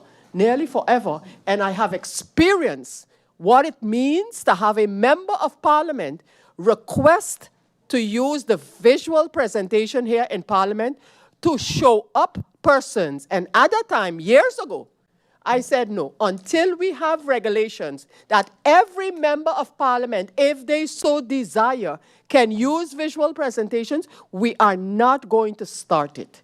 And I would want to suggest to you that that same method be used here. Because where would it stop if we don't have certain guidelines as to the use? When it comes to public meetings, will we also allow it, or is it only for committee meetings, only for central committee meetings? Where will it start and where will it stop is my question. Because again, Mr. Chairman, and it was personally, as I sat in that chair, as Chair Lady of Parliament, that I was clamored because I would not allow the visual presentation to be used by members of parliament. And I established then that no, it then must count for everybody. In all circumstances, until the parliament establishes by these rules, it shall be allowed. Because at the same time, we also have to acknowledge that technology is advancing.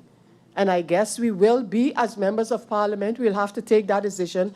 Can we use the visual technology here in parliament? Can we not use it? The same thing, like we are very hesitant to allow online and digital communication of parliament, all until we establish the rules so that what counts for me counts for everyone else and the other way around. I thank you, Mr. Chairman. So my point was actually, that's why I thank you for allowing me to, because I said we don't really have a point of order in a committee meeting, a proposal of order, as I always like to remind everyone. But I wanted to make that statement, and I thank you for it. Thank you, MP Wescott-Williams. I see MP Atlee would like the floor. MP Atlee. Sure. Mr. Chairman, I would like for us to also establish guidelines. And this is why I said in my notification, I do not want, and I felt like this is becoming a tit for tat. And this is what is happening. And I said it, whether I agree with something, I cannot tell someone how to feel. And what happens is too often, and I'm hearing members say, but you should do this and you should do that. And I say that I can't tell people how to feel. My opinion is my opinion. I do think that we're shifting the focus of the meeting. I do not want it to become something too personal, but the member know where he's going with it. I have no idea. But however, this was exactly my point, right? It's all fun and games and laughter until it gets serious. So let us handle the people business. Let us get down to, don't get distracted because we have people in the Tribune, because none of the meetings before, we had this, nor we had animations. None. So let us not get excited because people are in the Tribune, and handle the people's business. So I agree. If we're going to go forward, let's go forward now. But I must say now, for both parties, you know what? We learned the medias and the pictures are in the atmosphere. There's no taking it back. And the world is looking at our parliament. It's not 1996 where it was just over the radio. So let's do what we have to do. Thank you, Mr. Chair. Thank you, MB Ottley. MP Myers, you may have the floor. Fix my chair there. Thank you, Mr. Chairman. Mr. Chairman, one of the things I think I am not a member of this committee, which I feel is a shame, but I'm not a member of this committee, but I think that it's important to mention that, and the Honorable Chair Lady, Sarah Wescot-Williams, said it, not because it's a committee meeting or a central committee meeting or a public meeting. We are members of parliament, and I believe that we must conduct ourselves in that way all the time. What I think is unfortunate is that while the minister in her presentation to parliament was basically, the majority of her presentation was based on reports and investigations that was done that she was relating to the committees. These, while they may have been some personal opinions on her account in there, the majority of her presentation was based on information, whether it's from the SORB or the Integrity Chamber. These reports are going to continue to circulate throughout our population, whether the minister presents them to parliament or not. What I find is very unfair, though, that the picture of my former colleague, former MP Theo Heiliger, is put up on a screen. And it isn't the first time that we've seen the picture. We've seen the picture on social media. The thing is, when you're bringing stuff like that as a member of parliament, and the person isn't here to defend his or herself, I think that's where I think when you start to go down that road, we must be prepared for what is to come after. And I think that is unfortunate. And I think that we, as members of parliament, must always have the governor in the back of our mind to say, you know something, I had a dispute many years ago, and it went on to live a life of his own with my colleague, MP Artwell. But immediately, because I hold this esteem hall in such high regard, I immediately apologized to him. Immediately, not the day after, the day before. It isn't about because you have immunity here. It isn't about because you have immunity here and what you say here and out on the road. When you start to talk about those kind of things, I believe you're putting the whole nation in a dangerous place. The fact of the matter is, based on some of the reports that was mentioned there, that there were possibilities that fraudulent activities could have possibly happened. These reports were done based on citizens or so going to the Integrity Chamber. These reports were done maybe by taxi drivers who felt that their market share was now being saturated because of this new injection of taxi licenses. So the minister is here to give a report on the status of affairs of the whole transportation area. So I think we have to put things in context and always realize what our role is as members of parliament. And today we are sitting here, tomorrow we may be sitting over there as ministers, and what the minister's role is and what our role is. That's all, Mr. Chairman. Thank you. Thank you, MP Myers. I'll give MP Peterson the floor. Thank you, Mr. Chairman. Good afternoon to yourself, to the Honorable Minister and her colleagues, to my honorable colleagues, to all of those in the Tribune, and to everybody else tuned in. Mr. Chairman, I don't like what's going on here today. I think we all feel it. one thing about me is I've always been very vocal about not mentioning persons on the floor of Parliament that cannot defend themselves. But today, there seems to be something very different going on. It's not only on the side of, and I concur with MP Meyers when I say to see former MP Heilige Martin's picture there while we are on the floor of Parliament. That is not the right thing to do, period. But also, I need to also acknowledge the fact that we can make presentations and we can bring it forward in a way that does not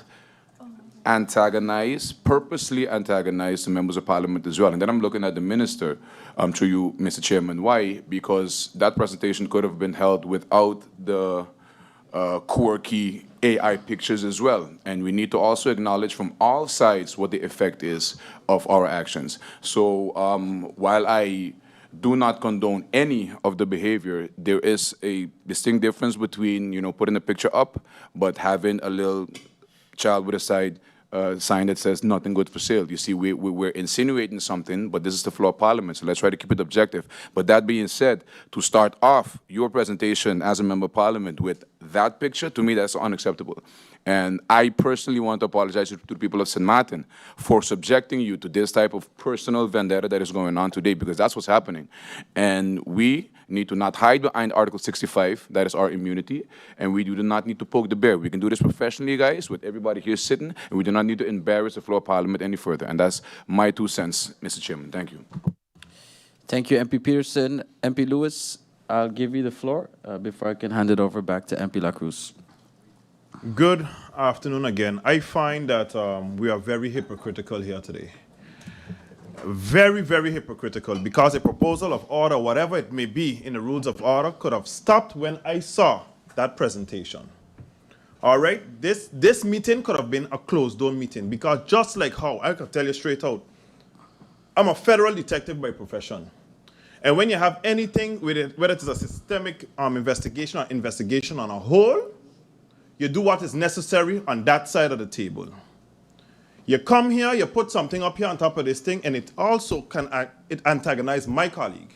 Because we all know exactly where this thing was going from the time when the minister, when MP La Cruz said what he said to the minister, and the minister also put out her stuff public. So we all know why we're in here today. We all know what the possibilities were that would have happened here today in Parliament. And from the time that presentation come with those type of pictures up there, we should have stopped it from then. We could have stopped it from then. Not wait until now the MP is presenting and we want to stand and say something about it because of a former MP. The minister sat here and she said she apologized for every single person or whatever took place inside of this, inside of the Ministry of CTEATT. The harbor's part of the Ministry of CTEATT as well. Who is she apologizing to? Or she apologizing to the alleged 92-something million that also her husband is alleged about? No, we have to get very serious when we're dealing with things.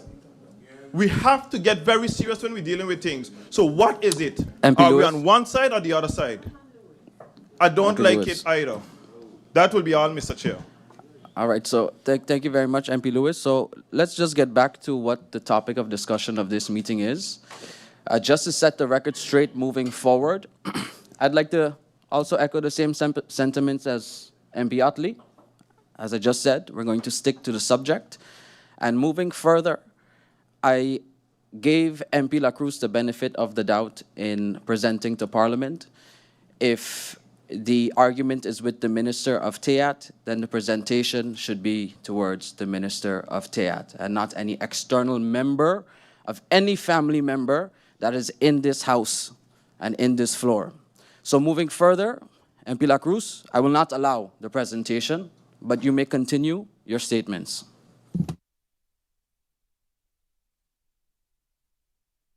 MP La Cruz, you may have the floor. Thank you, Mr. Chairman. I see and I hear all the concerns of everyone. Mr. Chairman, I personally do not have a problem with anyone, but for the last 2 years, myself, my kids, my family have been threatened, messages sent based on comments that were made by the minister. So, Mr. Chairman, there is no other way than for me to feel attacked and extremely upset about this presentation that I just saw, because the presentation did exactly what has been happening for the longest while, which is little shots being fired and little comments being made. And I continue to say, and I stayed, maybe it's my fault that I stayed quiet long. I said, you know what? Eventually everyone will figure out what is what, and it will fall in place, and I don't have to make no statements, and I don't have to get, all riled up about it. But enough is enough. Enough is enough. Mr. Chairman, between 2014 and 2023, there were 201 licenses given out. I sought the lifting of a moratorium anywhere, have not found it,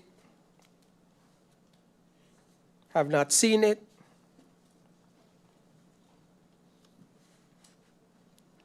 But the investigation, or the S.A report and the Integrity Chamber report focus on the year 23 going forward, which is unfortunate, because if you're going to try to figure out what went wrong, you need to know where it started.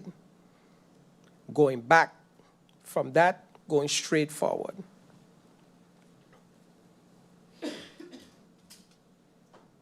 So then the question would be, how could licenses have been given out without any publication, any lifting? Maybe the minister and her support staff could supply us with that answer. Then, Mr. Chairman, when I entered the ministry, one of the first things that I saw was a request from a car rental license asking to expand. And we are talking about 2021. A letter was drafted right away. The advice came up, negative because of a moratorium. I then told the minister a couple days before I was down at receivers, and I saw there were no number plates, normal number plates, M and Ps, but there were over 1,000 R plates. The minister then told me why. I asked him, I said, I have no idea. And we sent an email to the head of receivers asking for a count in the last 5 years, if I remember correctly, of all the plates that were picked up and given away. So when I see the report made of the S.A and the Integrity Chamber, where they say that there is no discussion with the receivers who actually give out the plates, I start to wonder who gave them the information for them to make their reports. But we'll continue. In the policy, in the publication in 2014, it speaks of renting out plates. And it says, no plate can be rented out without permission from the minister. So my question was then, how many requests have we ever received? And came to realize that what was actually happening was people were renting out their plates, which is illegal, but never requesting for $800, $900, $1,000 a month. So some individuals were literally living off of this. Unfair. When we got back the list eventually, we realized how much permits were not picked up, and the minister came up with a plan on how he would clean it up. The goal was never to surpass 550 taxis, for example. Well, I don't believe that that was the goal. So in the moratorium on September the 27th, 2023,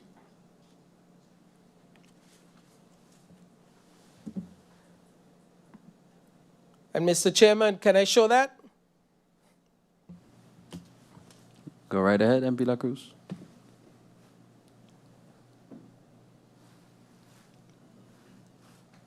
In that publication, MP La Cruz, just to be clear, sorry to cut you off.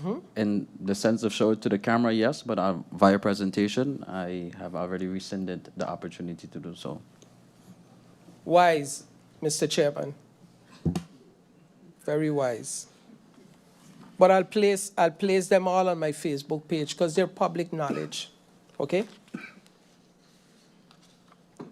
The minister speaks of the goals and the principles. And I started to wonder, literally,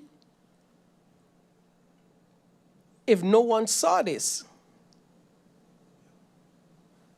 I have, when I looked at the S.A reports, so much contradictions in between the S.A report and the Integrity Chamber report. That is crazy. It speaks of the department not knowing what the minister was doing, which doesn't, I would not say it could be impossible until I got a message from the minister. The minister sent me a screenshot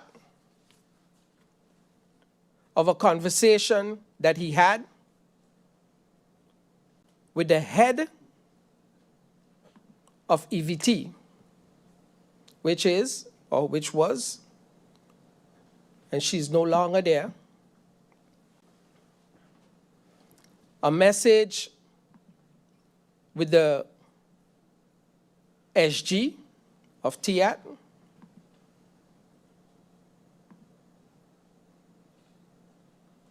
and I'll read since I can't show.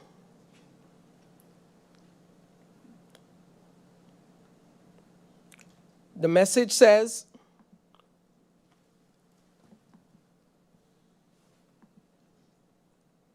and if the members of parliament would like me to share it, I'll share it on the parliament chat. Is that allowed, MP? Mr. Chairman? Because I don't want them to think I'm making up things. Is that okay? Share Yeah? it? Yeah, you may share it, MP La Cruz.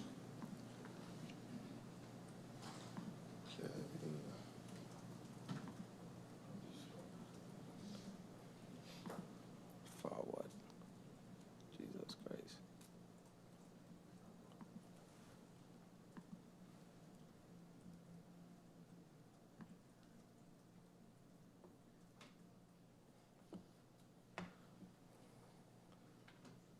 The message speaks concerning this policy that came out,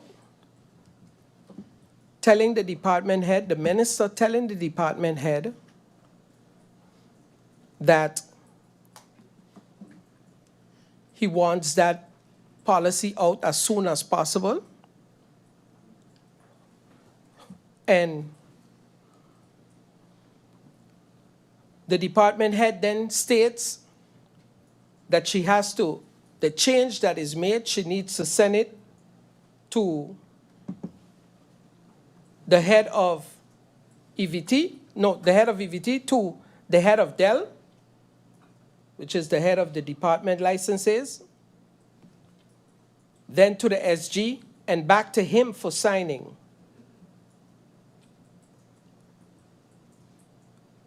So I'd like to make this first thing clear, okay? At no time, this MP, now MP, past Chief of Staff, saw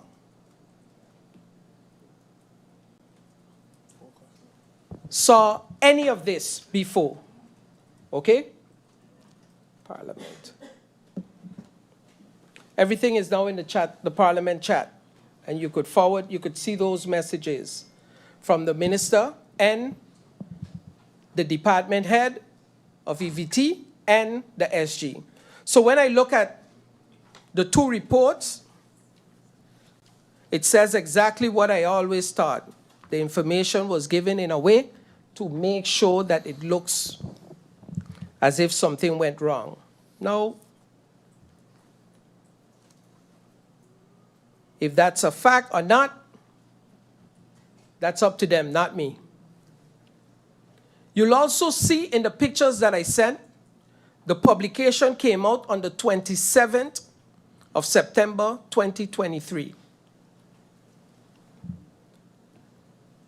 And you have a whole tourist bureau that could verify on that date where MP La Cruz was and how long he was gone.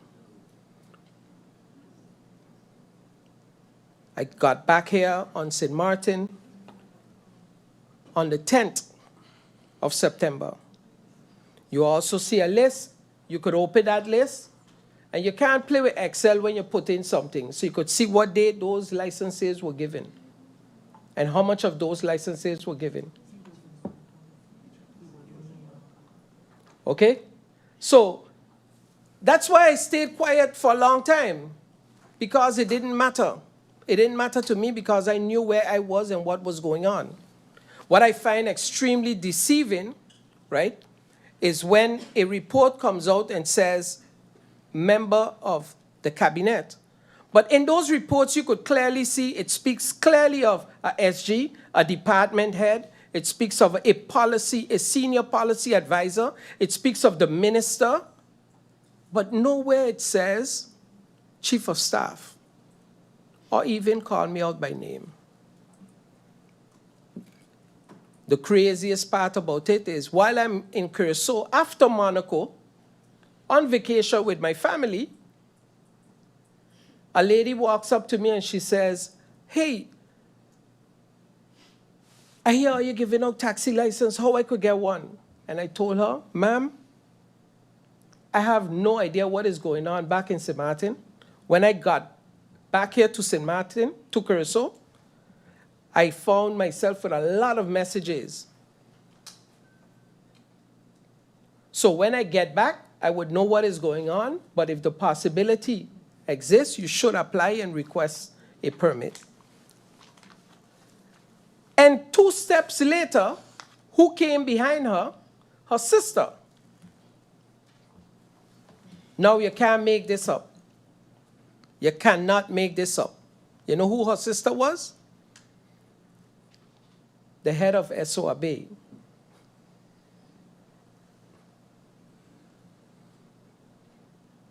That joined into the conversation, me not knowing who it was. So you could go ahead and ask her that too, Ms. Joseph. Today we're going down to the nitty-gritty of it all. When I got back, I heard a lot of comments made. I heard people were asking for money and all kinds of things. But I started to wonder, is this true? Up to today, I've not found any proof because it's all hearsay, and I don't do hearsay. I'm not going to sit here and do any type of hearsay. I heard a lot. I've got conversations that I heard people make, but at no point, no one came and proved to me, "Hey, I paid this person, I received this amount of money," or "this was the idea for a license." So I'm not going to go into that,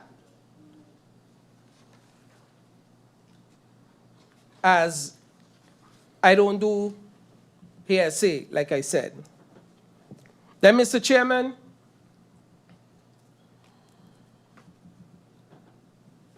I made a summary of all the compressed briefings, all that was said, all comments made, and I'm going to also publish these. And I think it's crazy. You see, in the WhatsApp conversation that I sent to the members of parliament, you will see where the minister is speaking to the SG and tells him he wants the confirmation letters reinstated immediately. Who and under which minister was this taken away? Because the idea behind the confirmation letter is the final cleanup. That is exactly where the cleanup should have taken place. In the policy on the 27th of September 2023.51 says, effective January the 1st, 2024, licenses will automatically be revoked if they have not been used for a period of 1 year, in accordance with Article 16 sub G of the National Ordinance, including a grace period of 6 months. Effective license holders may reapply with a motivated request. So I ask myself this question: how is it that we have 600 active licenses while only 451 confirmation letters? Because according to the policy, that means we only have 451 taxi licenses out there. Not 52, not 53, not 54, 451, while the cap was 550. So that means 99 under. I hope that is clear. The policy speaks of what everyone should do and what is requested to be able to get a new permit. If they need so to do. So when I hear the minister say that there were documents missing, who collected the documents? Who's responsible for that? Is that the minister? Because I definitely know it wasn't the chief of staff. Let me know if you need more pictures.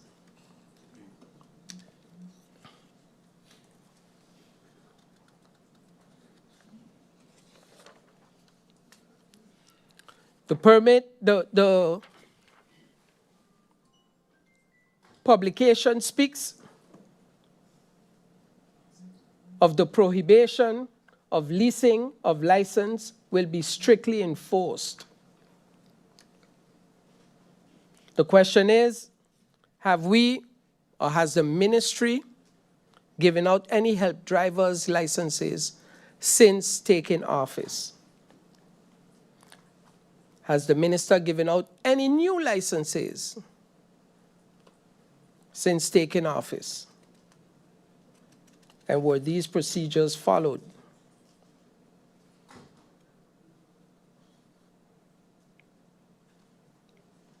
Mr. Chairman,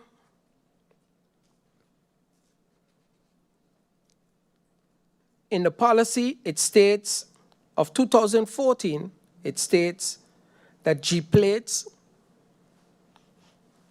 should absolutely not be given out. No G-plates. Yet when I look at the list, I see that G-plates were given out between 2014 and 2023. Now, I don't have all the conditions that this was done under, but on the list you could see it. The swap of types of licenses. During this period, while I was there, I received a lot of complaints concerning T-plates doing taxi work. So I started to ask the question, what is the difference?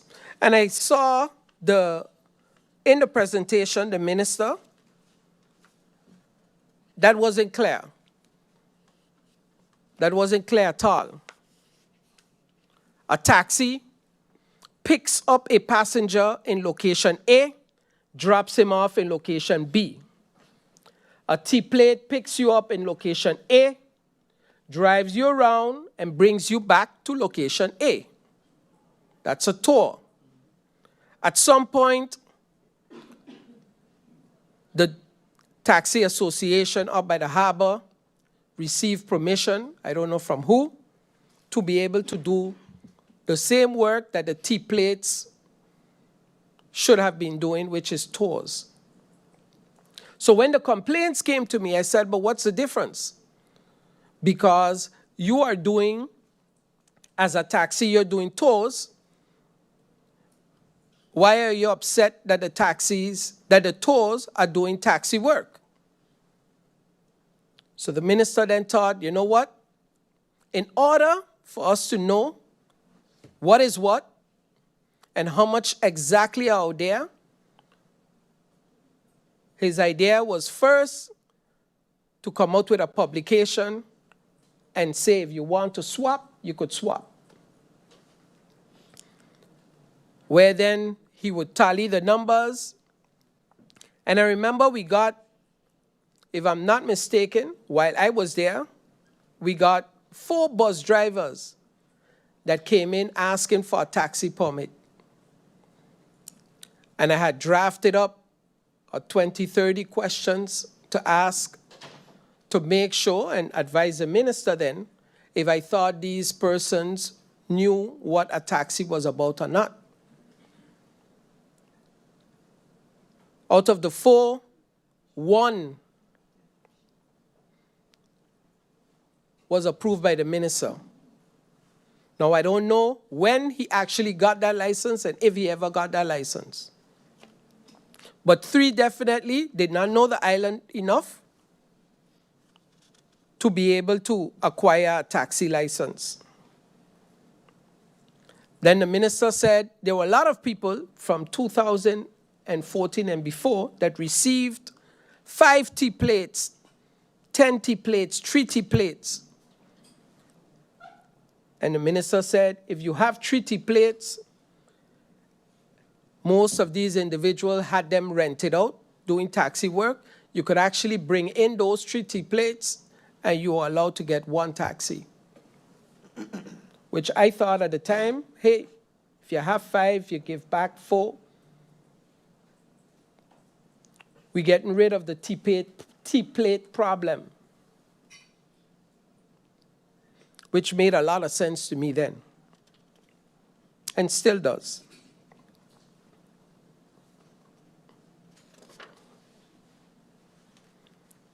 Then, Mr. Chairman, I'd like to dive in a little into the 2 reports.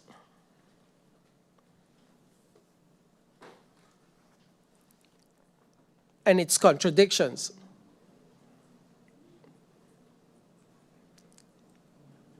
The first contradiction that I saw, it spoke of a cap system, the 550.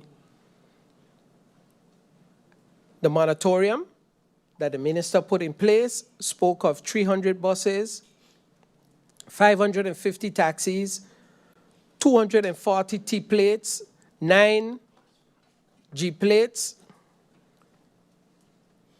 and it was on a first-come, first-served basis. The SOAB report describes the CAP system as a cleanup initiative to address unused plates and inactive licenses. Absolutely correct. while the Integrity Chamber criticizes the cap system as arbitrary based on unverified data from the receiver's office, not from actual license records. So my question is there, who keeps track of how much number plates went out? Is that not the receiver's office? So I don't know who told the Integrity Chamber different. Then the revocation of inactive licenses.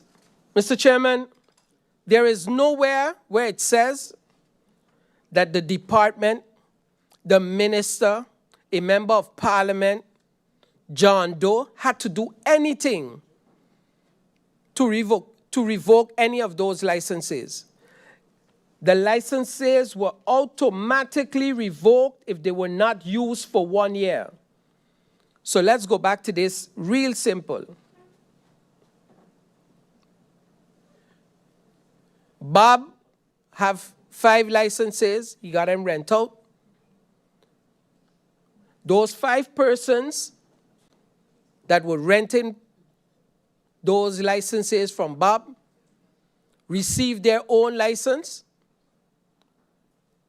The 5 licenses from Bob went back to Bob. Together, those 2 5s and 5 didn't surpass the 550. The cleanup would take place 1 year from 2024, the 1st of January, when Bob does not get anyone else to rent out those plates, because he ain't got no buses. So they ain't getting rent out. And those plates, those licenses, are automatically revoked.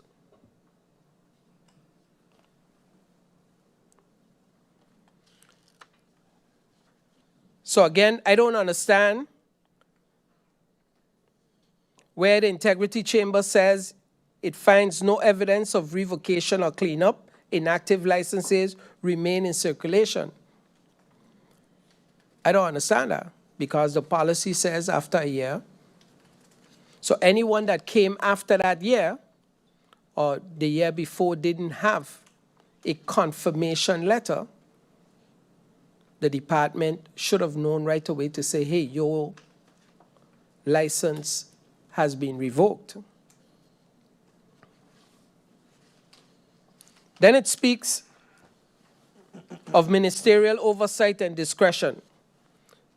The moratorium policy grants minister authority to assign routes and enforce license rules.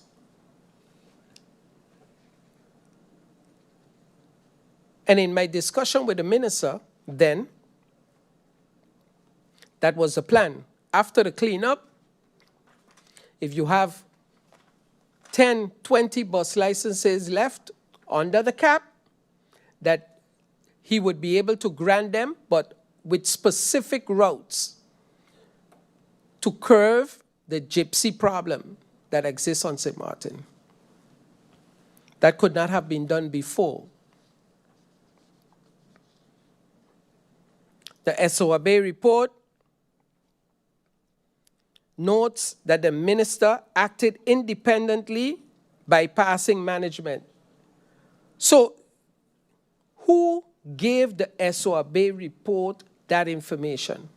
Because the 2 WhatsApp conversations that you have before you shows that management in CTEATT was fully aware of what was going on.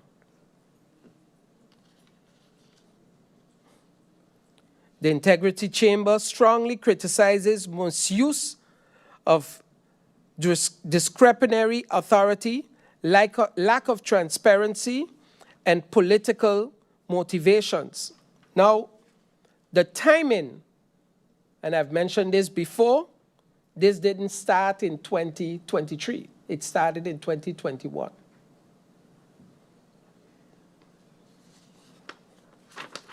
So, I'd like to see anyone prove me different on that.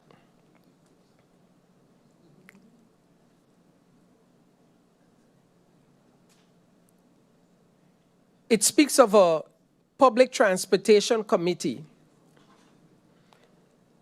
In the 3 years I was there, I've never heard of a transportation committee.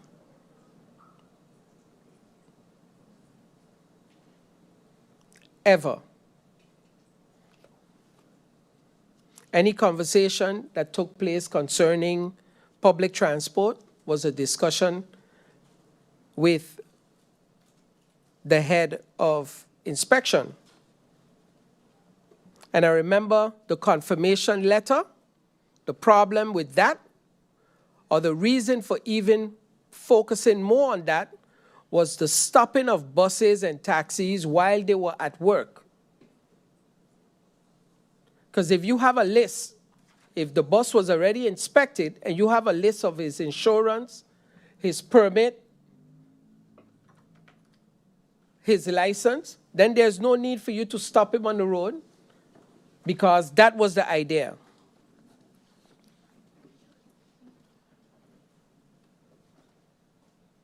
Then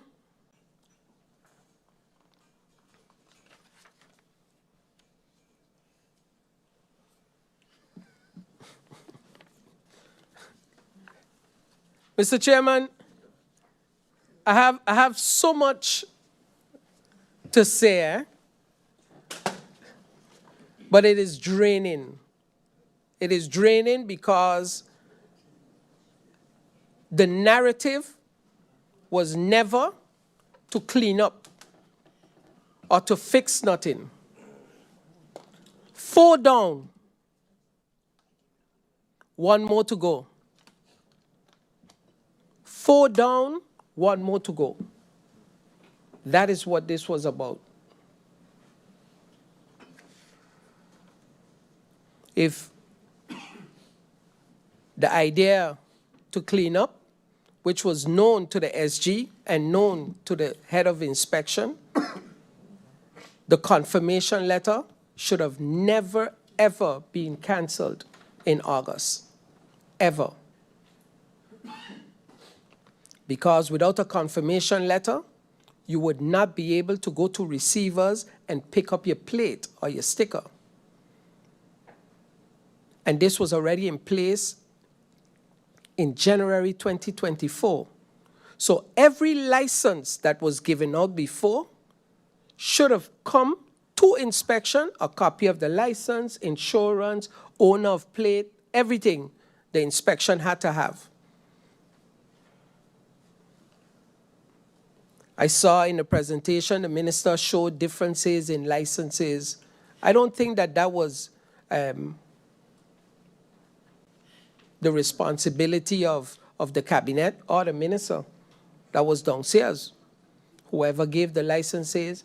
I stopped looking at any I've not seen a license with a stamp on it in years.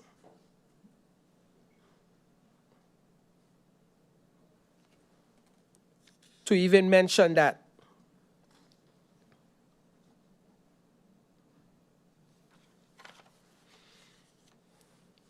Mr. Chairman, like I've said, a lot of comments were made.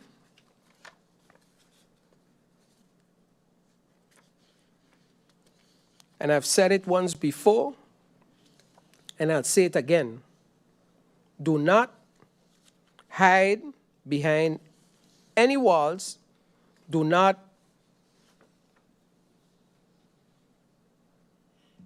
imply nothing.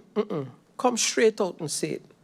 Don't hide names, because if you put a WhatsApp, what looks pretty much created, message out there with "I heard," and you put that up, then it's not you heard. Okay? You are trying to imply.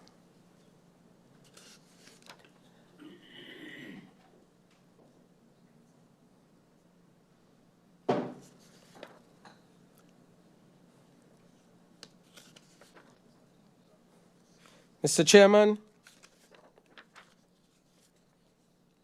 the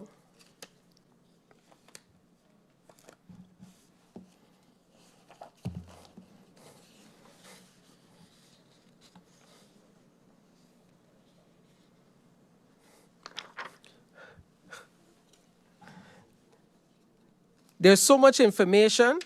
I'm just going to upload everything so everyone could see exactly what is what.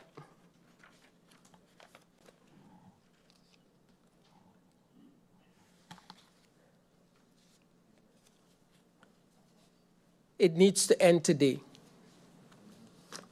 It needs to end today.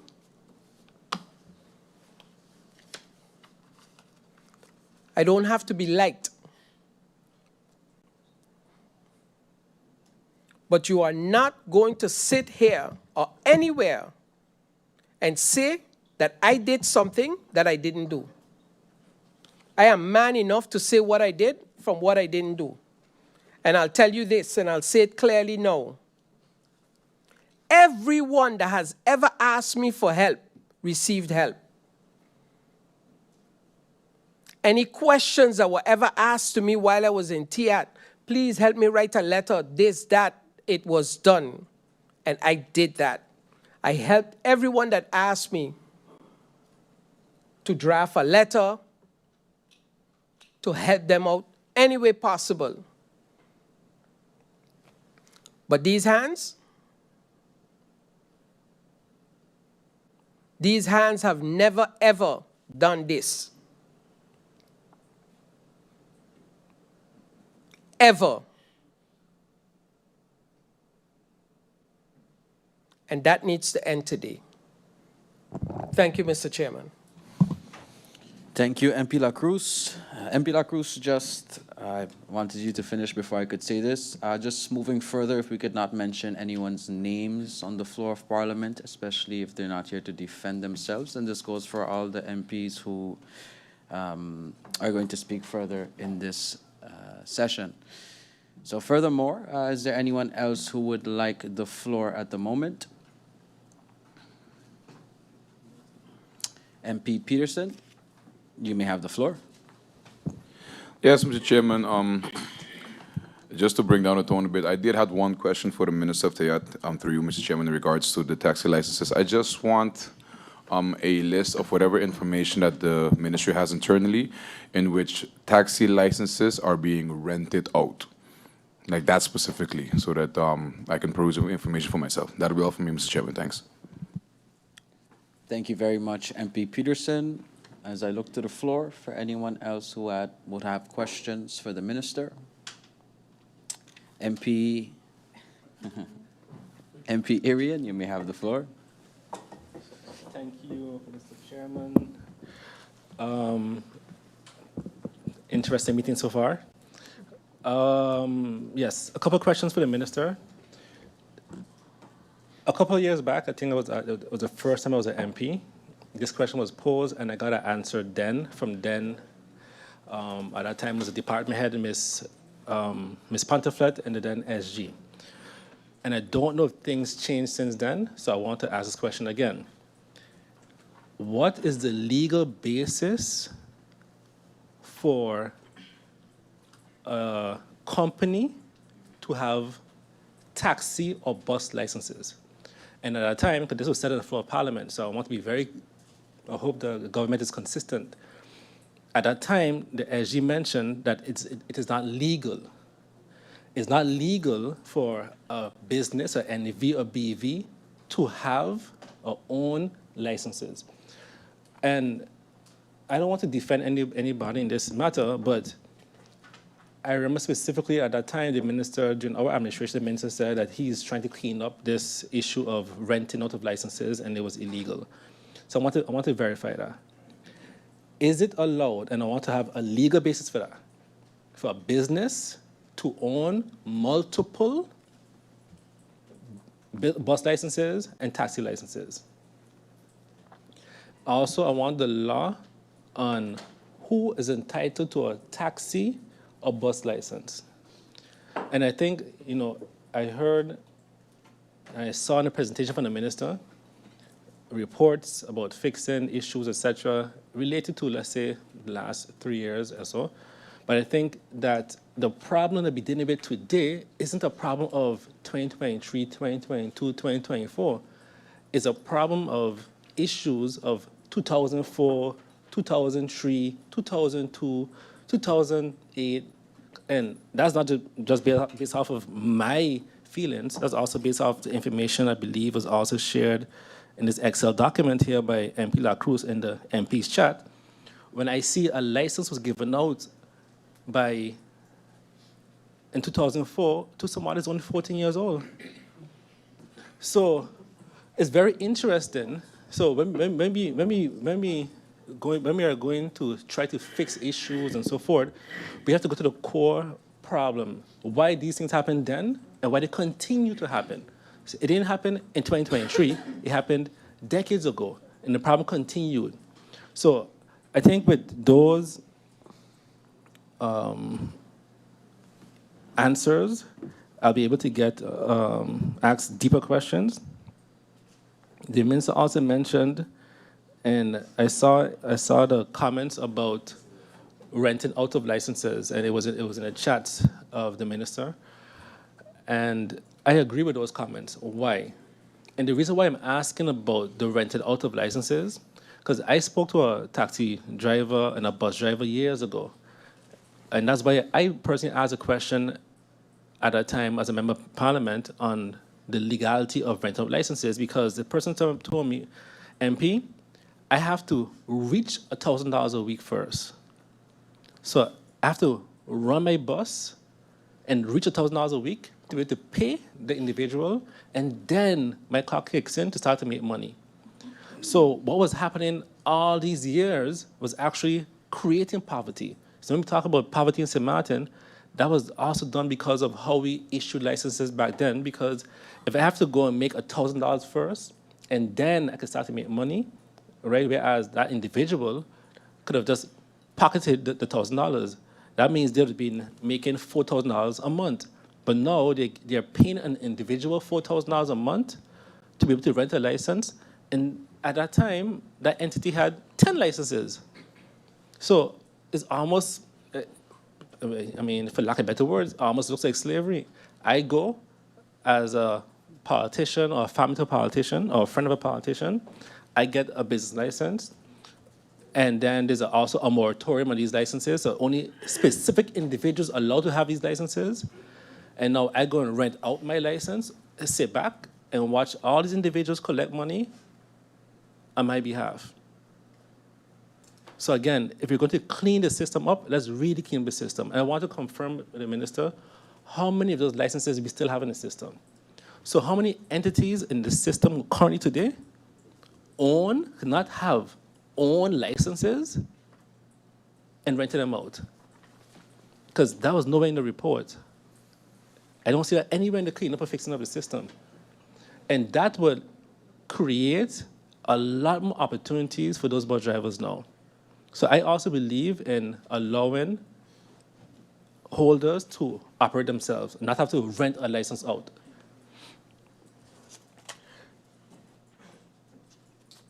And since the meeting is also about transportation, because I really saw the meeting took a turn, but in seeing the issue of the government and not being able to pay certain individuals, the lack of revenue, when we look at car rental licenses, and I want to take a step back first. The minister mentioned there's 600 taxi licenses registered and only 454 in the system.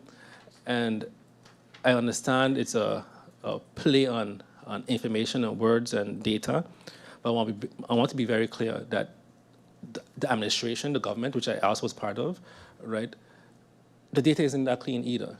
So I don't want to insinuate and make it look as if something that's not. Because if you look at how many, for example, the Chamber of Commerce says they have, before they started their cleanup process, they had 18,000, between 18 to 20,000 businesses registered in St. Martin. I don't see 18 to 20,000 businesses nowhere on this island. So we can't always look and say, oh, we have these amount registered, but we only have these in our system because the data ain't clean.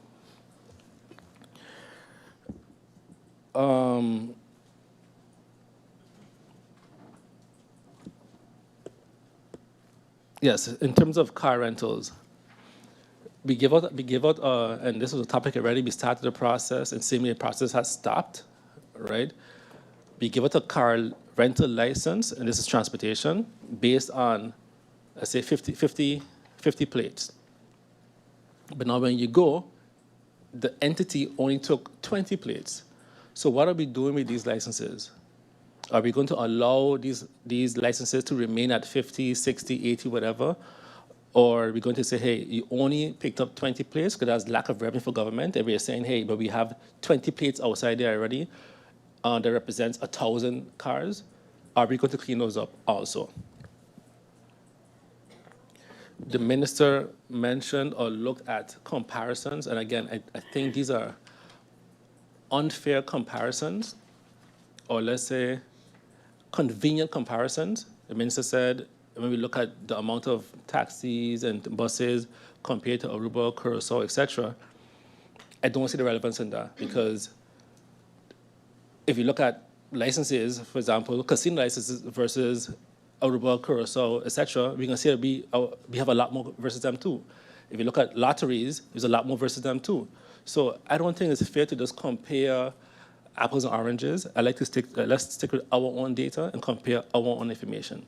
Do we need this amount of taxi licenses? Do we need this amount of buses? What are we going to do? The minister mentioned in the previous budget debate in terms of having a public-private transportation system. Where are we with that? Because obviously, I mean, being high season now, and we barely could. When you leave the house today, you have to make a decision. I'm going to point A and B. You can't make any changes in between because you're stuck in traffic. So what are we going to do in terms of public transportation on the island?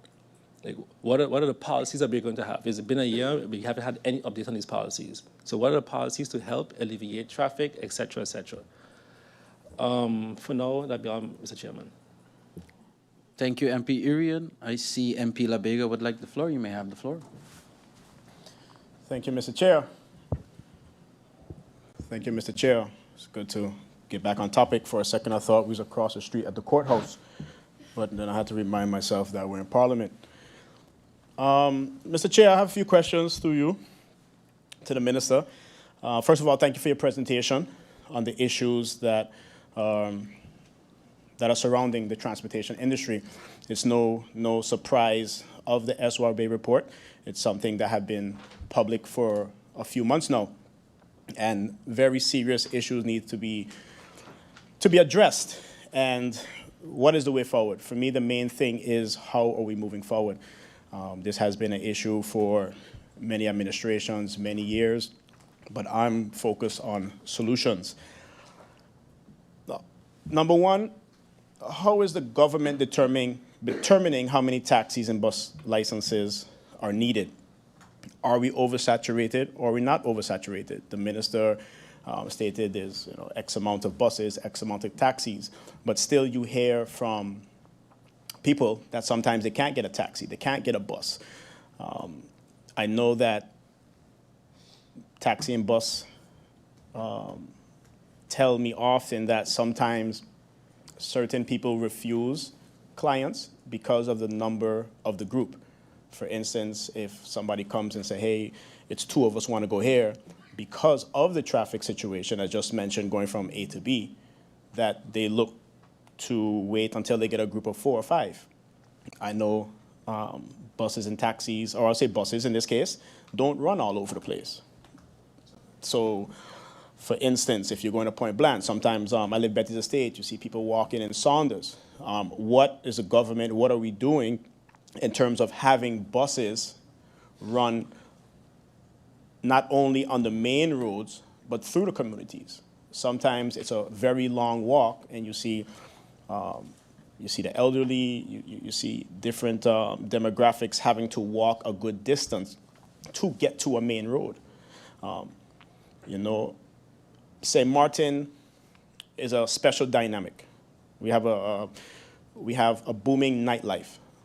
What is the government, what are the plans of increasing more local participation when it comes to using taxis and buses? There tends to be a negative stigma, especially amongst young people, that I don't want to take a bus. I don't want to take a bus, this, that. If If I could park my car sometimes and take a bus, I would. If I could park my car and take a taxi to Simpson Bay on the weekends, I would, because parking is limited. Traffic is very bad. So with the regulation of proper transportation, it will alleviate traffic, and it will encourage people to take buses, to take taxis. I would like to know, what is the ministry doing to have routes controlled? Because when you give out bus licenses, and people who have bus licenses, I don't think their route is predetermined. They're free to work when they want to. They're free to travel whatever route they want to. So if somebody thinks that going to I heard somebody mention in the back, MP in the back, Sucker Garden, or a different area that doesn't have a lot of traffic flow, what are we going to do? You know, we have to have the consistency on these routes.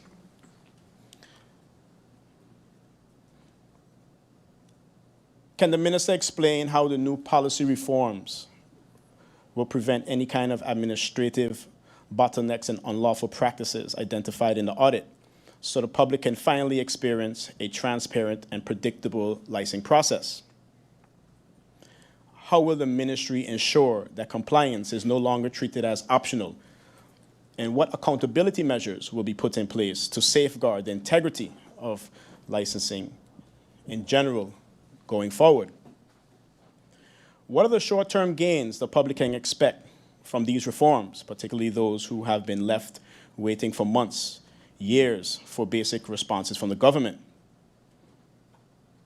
Given the findings of missing documentation and decisions made outside proper procedures, how does the ministry plan to rebuild trust with the community and demonstrate that the government is correcting past wrongs? How will the restructuring of the internal process continue to improve economic activity, especially for small business owners and public transportation operators who rely on timely decisions to survive? And my last question mainly is, in most countries, taxis thrive off of domestic transportation, as I mentioned earlier.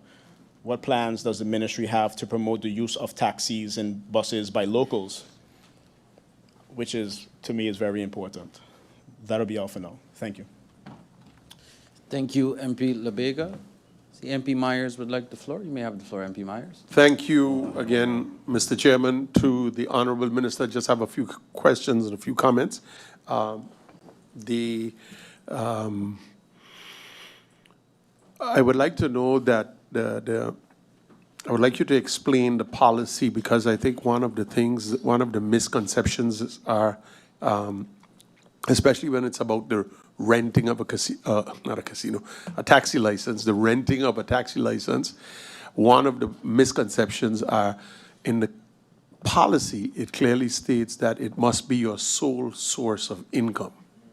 And because it is your sole source of income, what happens when someone is incapacitated, that they can't drive anymore, that's where the avenue to allow persons who had a taxi license to be able to rent it. I remember as a young boy actually seeing the license holder in the bus with the person that he rented the bus to. So if you can give a clear indication as on that. And then, as well as we know our dynamics in St. Martin, and we know some of the situations that we find ourselves in. For example, persons who have worked and didn't necessarily prepare for their pension. And then what the old age pension is, government at that time as well had a heart. You know, back in 2004 and 2003, 2007 and 2008, government had a heart and said, well, these persons can't possibly live on this income. So if there was availability, they would get a taxi license in order for them to generate some income and continue to survive. So not all decisions that were made back in those days, and I agree, some of them are present today that you have to put under a microscope. But definitely not all of them were made without considering the best interests of the people, of the persons who have received those taxi licenses. The next thing to you, Mr. Chairman, to the Honorable Minister, you mentioned a letter that the department sent to the then minister regarding the procedure for the issuance of those licenses. Can you read that letter? Because we need to find out the extent. Can you read that letter? And please give us the date that that letter was sent. Then the question as it regards to both of the reports, both the SOAB and the Integrity Chamber, what prompted them? What prompted them to do this? Because, again, there's a comparison, and I agree. Everything that's here now had a start. So for us to get to where we are, it had to have a start. But I want the general public to actually find out what prompted, why now and not then. And I think that's the question. Why now and not then? What prompted it? Because I'm sure that the SOAB or the Integrity Chamber just didn't wake up one morning and say, hey, you know something?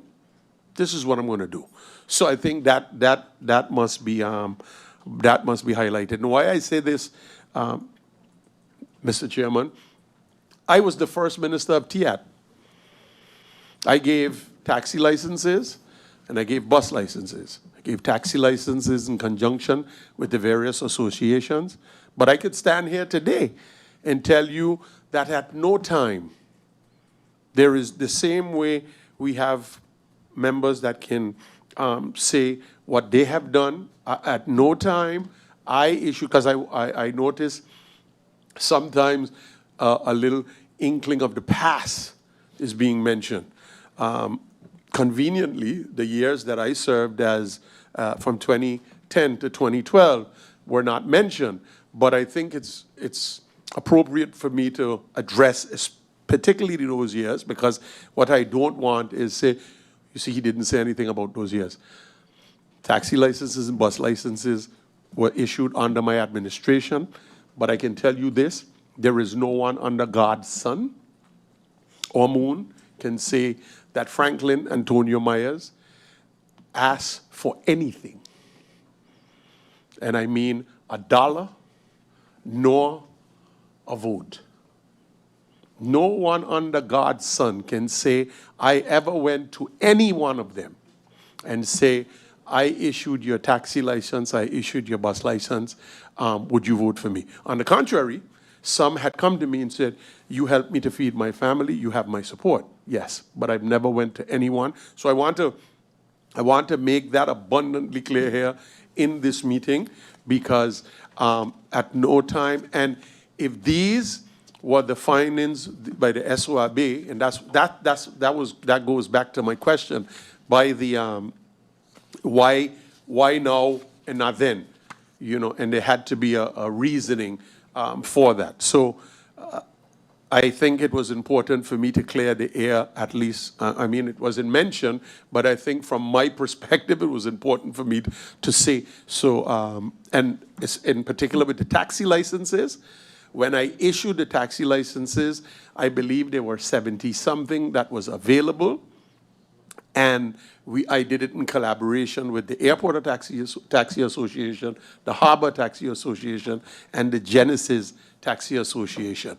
And what we did is we divided the amounts equally between the ministry, myself, to issue taxi licenses, and they got to pick persons that they were affiliated with, that were either working alongside them or so on. So that is the process that was taken back in 2012 when those taxi licenses were issued. That's all I have to say for today, Mr. Chairman. Thank you. Thank you very much, MP Myers. I see MP Irian would like the floor again. MP Irian, you may have the floor. It's a CC, right? I was making sure.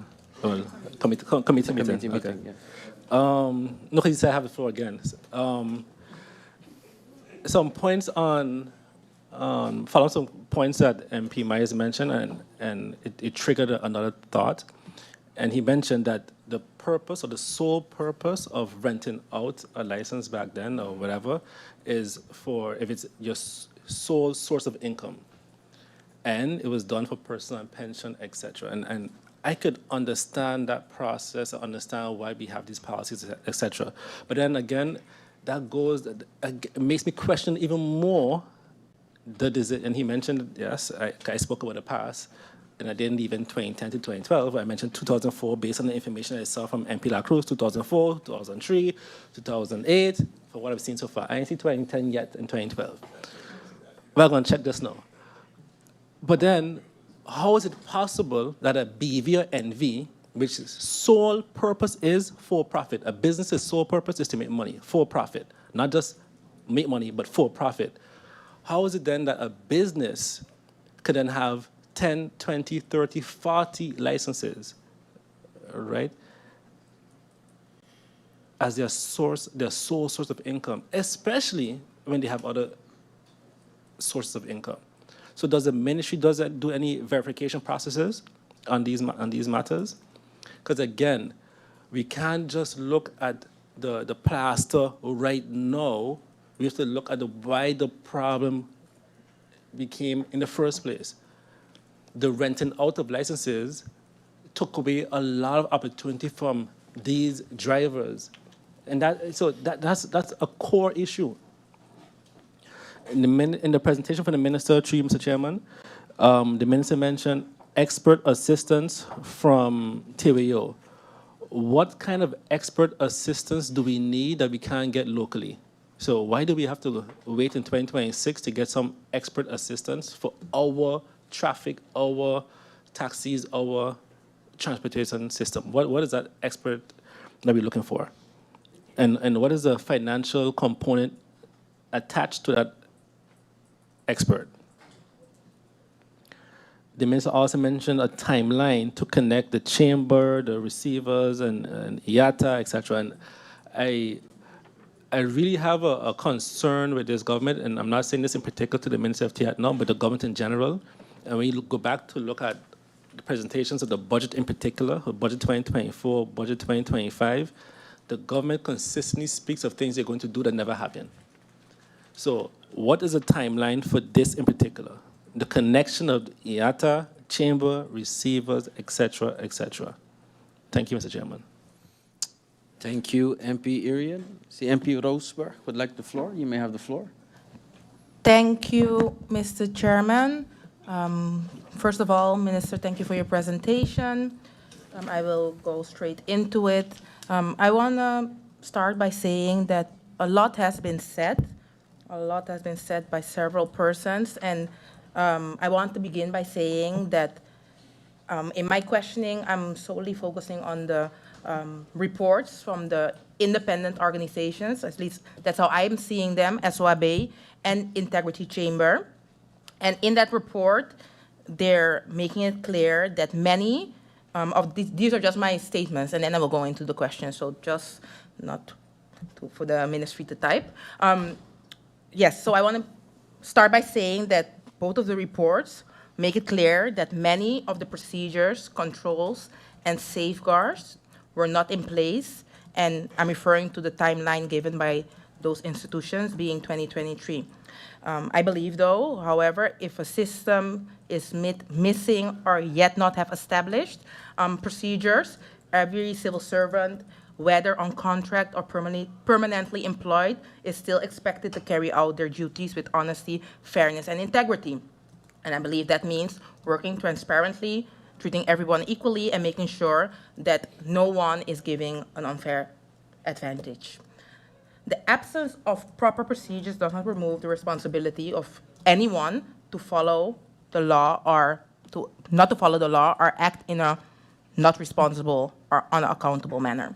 Mr. Chair, as I said, my questions are focused on the two reports by, I believe, two trusted institutions, and always, if there is maybe any feeling of a report not being correct or has inconsistencies, there's always a possibility to carry out independent investigation, I believe, but that's something that you should look into in this committee if you see the need for that. Based on the reports that I have read, those two institutions did their research, their own research, I believe. They reviewed the files, and then they reached to conclusions. And based on the conclusions that I have read, they refer to serious failures in the processes. My first question is, because it was mentioned that it was only focused on 2023, could the ministry explain, or does the ministry know why the two institutions decided to focus on 2023? Is there a reason for that? Also, it was mentioned by a previous speaker that information was given to the institutions. These are questions that I wrote down while I was listening, that information was given to the institutions. So could the ministry explain how it went? Like, was there any involvement by the ministry by providing documents on their own to the institutions? Because I understood, but maybe I can be corrected, that that was said by previous speaker. When I go to my other statements, Mr. Chair, it was noted that while in 2014, moratorium, I have looked at this for so long, still difficult to pronounce, was still legally in effect. And that there were two publications on the 25th of August and on September 8th, 2023, inviting persons to apply for public transportation licenses. And in the report it was mentioned that this was done, but that the moratorium was not adhered to. I continue, Mr. Chair. Also in the report of the Integrity Chamber, it raised concerns regarding the timing of the decision to move a moratorium to a cap system. Several pointers are being brought forward. It's even being mentioned, and it was also brought in your presentation, that it was shortly done before the 2024 elections, creating the appearance that this timing may have been politically influenced. The Integrity Chamber continued by warning that such timing created a risk that the process could be used for political gain or even be perceived as a form of vote buying.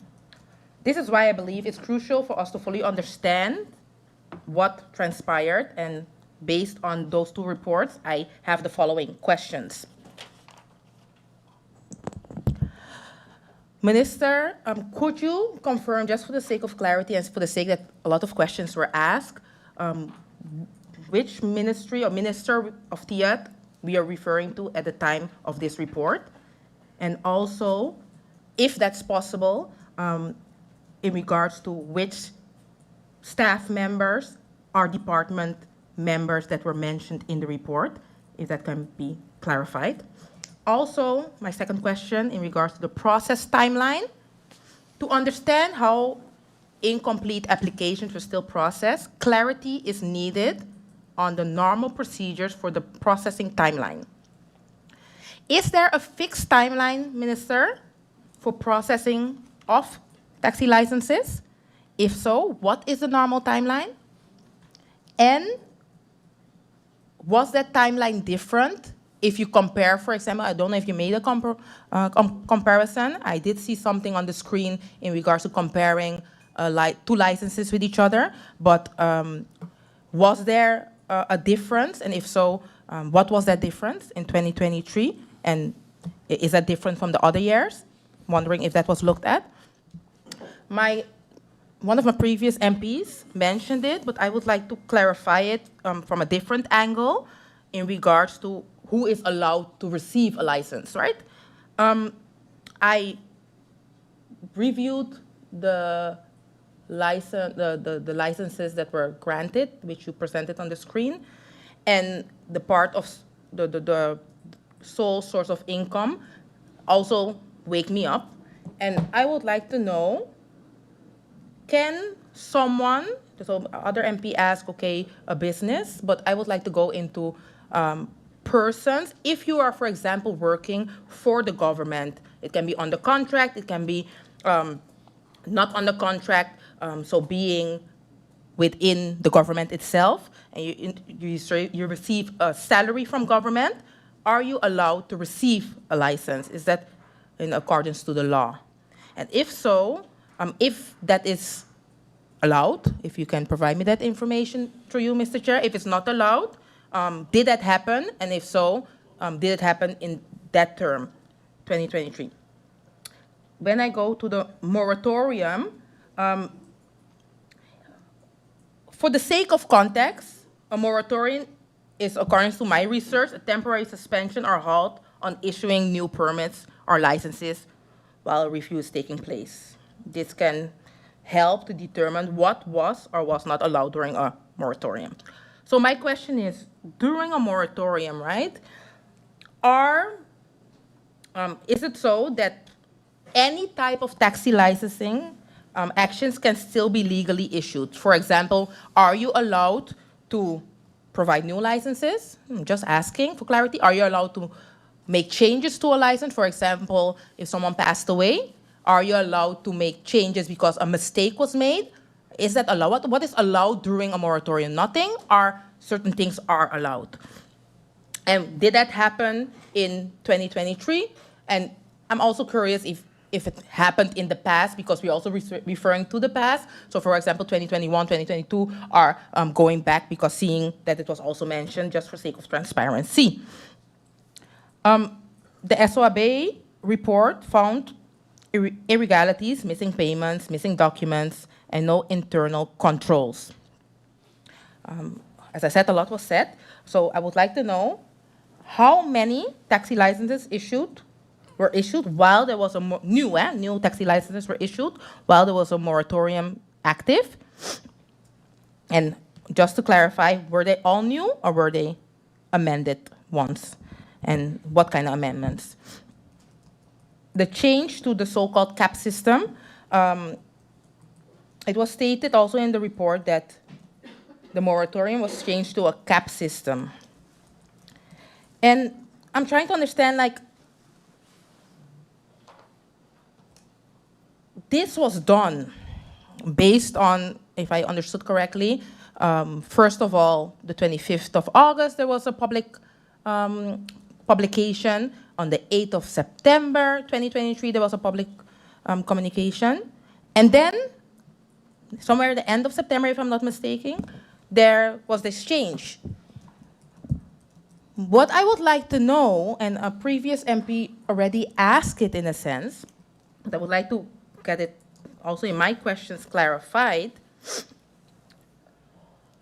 Was there any, I call it a warning, maybe it's the lawyer in me, but when publication number 1, the 25th of August, number 2, September 8, 2023, did anyone, because you referred to it and it went a little fast, so I also would like to know if someone, a department head, mentioned something, and if so, what was exactly mentioned? Can we get a copy of the letter, or can the letter be read? And if there is a documentation in regards to that, in that letter, was the head in agreement with following that structure? And when the department head that you referred to in your presentation,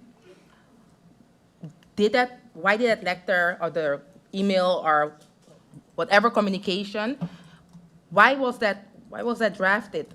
Is that in regards to the previous publications, or is that in regards to something else? If some clarity can be given in regards to that. Let me see, I'm almost done. the selection criteria, in the report, as I said, it was mentioned that procedures were not followed, and the advisory committee was not in place. So I don't know if the ministry can make clear how, if it was made clear in the reports or in other ways, because the report was quite extensive.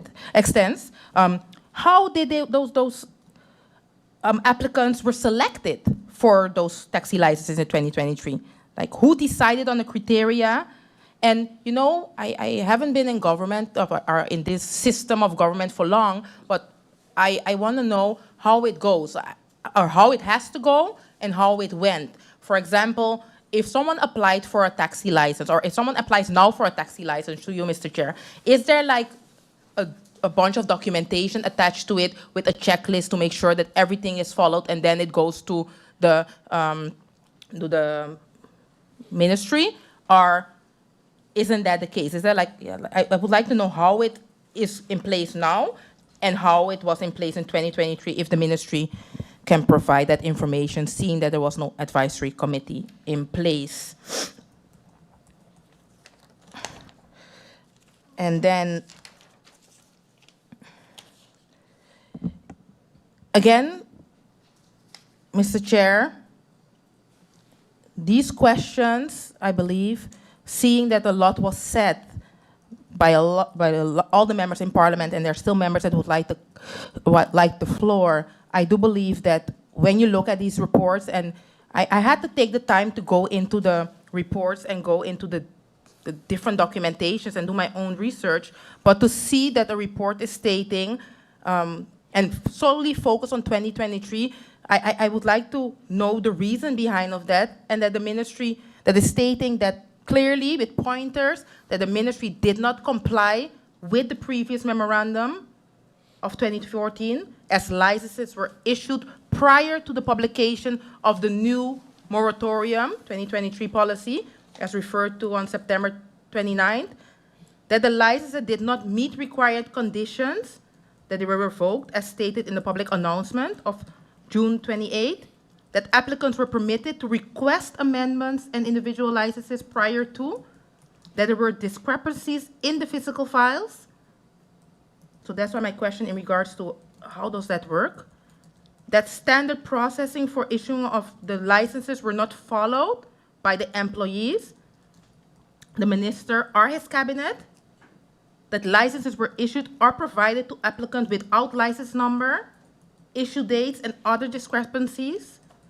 Applicants who requests were denied were given a pending status without the appropriate or regulated follow-up, and that the standard process was circumvented by members of the minister's cabinet, instructing the front desk to accept applications outside of the allotted time frame and submitting application on behalf of applicants.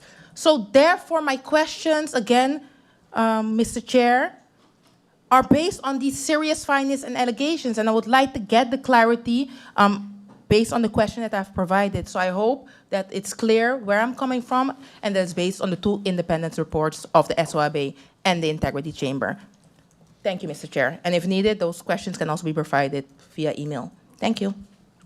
Thank you, MP Roseberg. I see MP Labega would like the floor. You may have the floor. Yes, Mr. Chair. Just briefly, I left off an important question to the ministers, to you. I've took notice that the average age of license holders, both taxi and bus, were 60.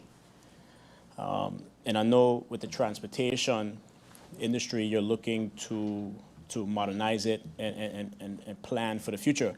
This is a major issue. 5 years, 10 years from now, we're looking at 65, we're looking at 70. And if the market is already saturated, I don't see much more being given out. If anything, we're looking to reduce those numbers. So now we're looking to have a system where most of the license holders are 70 years old, 65 in the next 5 to 70 years, which now increases them having to pass it on to next of kin, not being able to work. Are they going to rent it out? How is that system going to work? are we going to retract it from them because they can no longer work? So it's going to create a system of more help chauffeurs. Are they going to be able to rent it when they get to that pensionable age? Because most of the license holders within the next 5 and 10 years will be 70 plus. So just something that doesn't necessarily have to be answered today in this meeting, but definitely something that needs to be looked on in a holistic way. Thank you. Thank you, MP La Vega. Next, MP York, you may have the floor. Thank you, Mr. Chairman. Good afternoon. At this point, almost good evening to everyone in the Tribune, honorable colleagues, and those still listening. Mr. Chairman, I took note of a lot of things that was said, shown, and done today, and I was really wondering if I should even present anything or share my thoughts on the matter. And then I sat back and I was like, okay, I already did my research, and I realized that, you know, we're here, this minister is here, the Honorable Minister of CTEATT, is here sharing her findings on this matter at this moment in time. And we're getting caught up in this one scenario. Not taking away the brevity of it or the gravity of it, but I believe that this scenario here is bigger than any MP. This scenario here is bigger than any singular minister. And this is bigger than the infractions that were shown here today. 2 words come to mind: minister's discretion.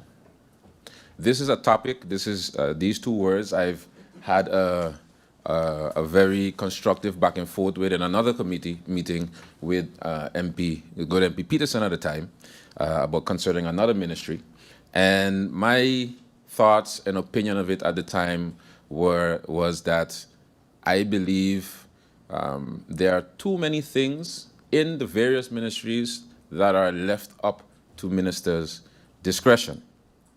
And the conclusion at the time was, you know, MP, you can't legislate everything can't be black and white, and I fully understand that.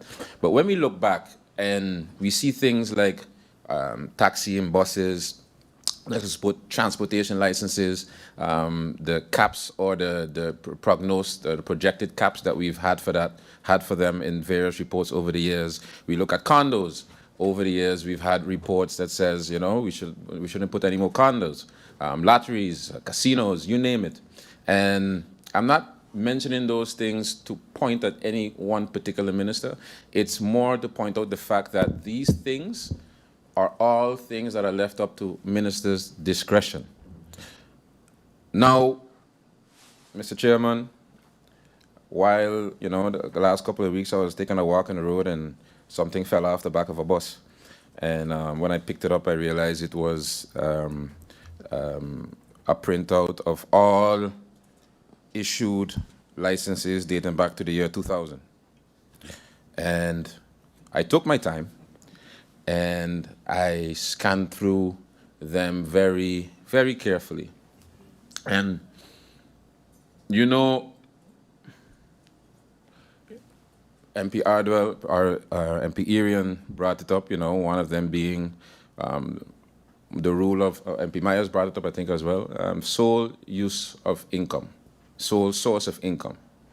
So that already answers the question of people are being allowed to have NVs, etc., NVs or BVs, or misuse of ministers' discretion, right? And while we are here talking about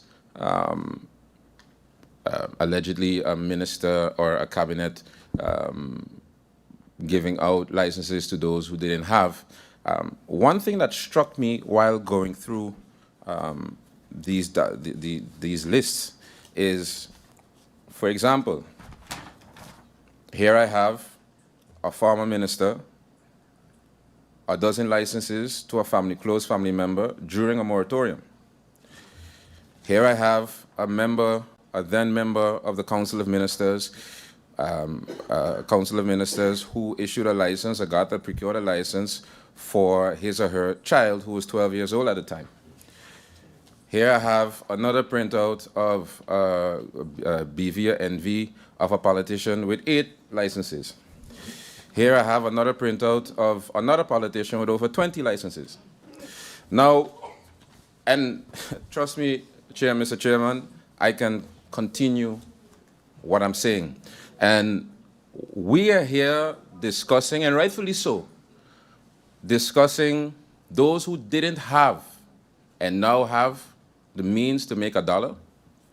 But we are glossing over the fact of those who already had and used their influence or power to enrich them, further enrich themselves or close family members.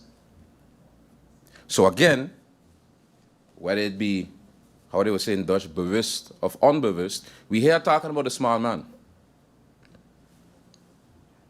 A transgression is a transgression. If it's wrong, it's wrong. I'm not saying it's wrong that we're sitting down here discussing this.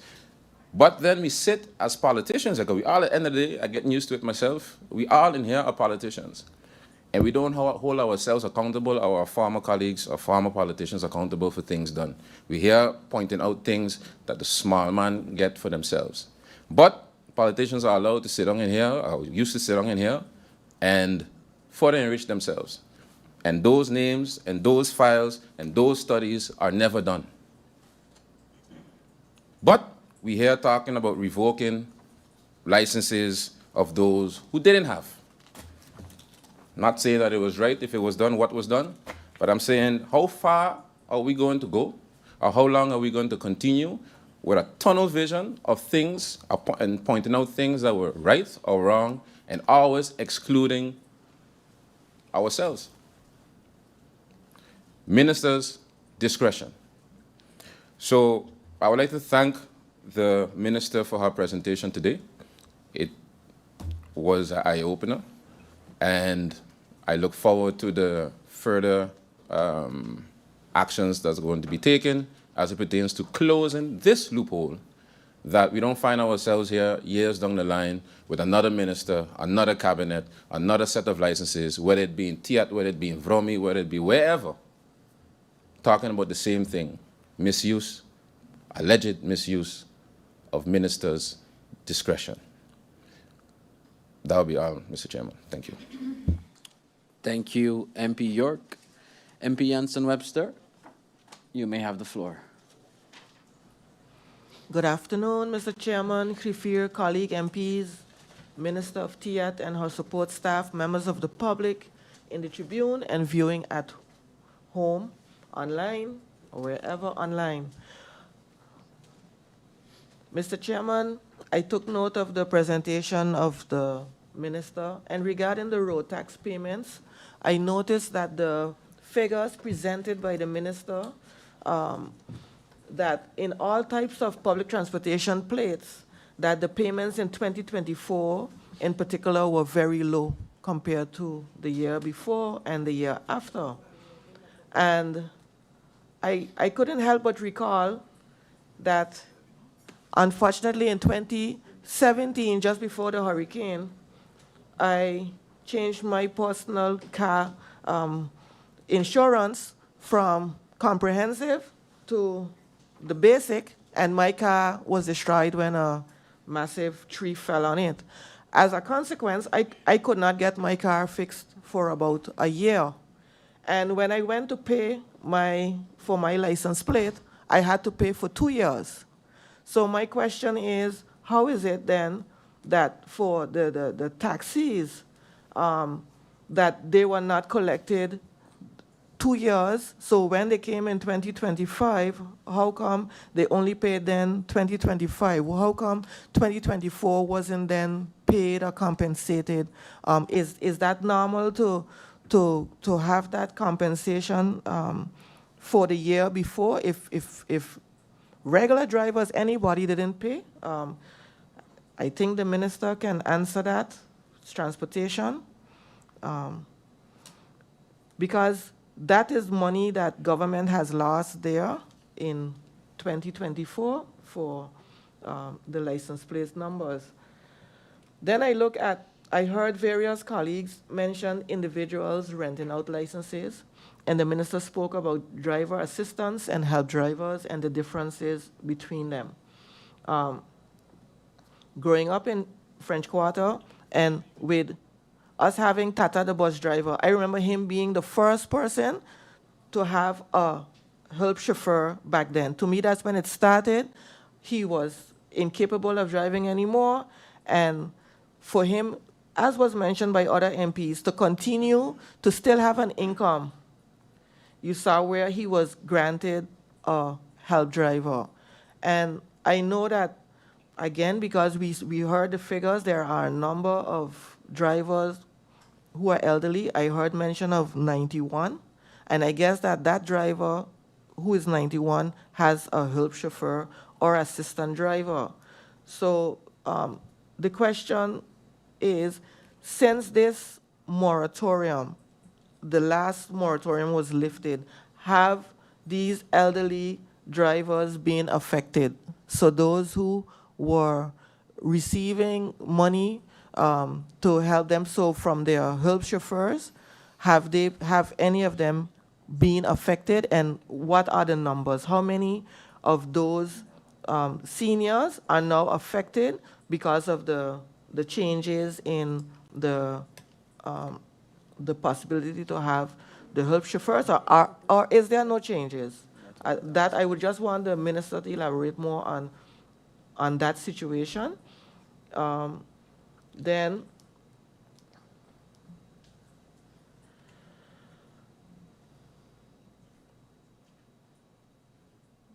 through you, Mr. Chairman, can the minister explain what the exact number of licenses are? Because the minister mentioned 600, and then I hear 400 and something. But I also heard another MP mention about the policy, and I took a look. And in the policy does state that if the license hasn't been used for 1 year, it is automatically revoked. So if the license is automatically revoked, then we don't have 600. Then we should actually have the 400 and how much that is being used. So if the minister can explain that, do we have 600 or do we have 400 and something based on the policy as I have read it? Because it states there that it can be revoked, and the person can then reapply to see if they can get it back. But if they didn't pay any license, they didn't do anything, then the policy says it's revoked. So to me, I don't see how we have the 600, but maybe the minister can explain that. And does that mean then that no licenses have been revoked, even if people haven't shown up? So all of those between the 600 and the 400 and something, so none were revoked since 2024, 23. When the minister, since this minister has been there, has this minister revoked any licenses? That is the question.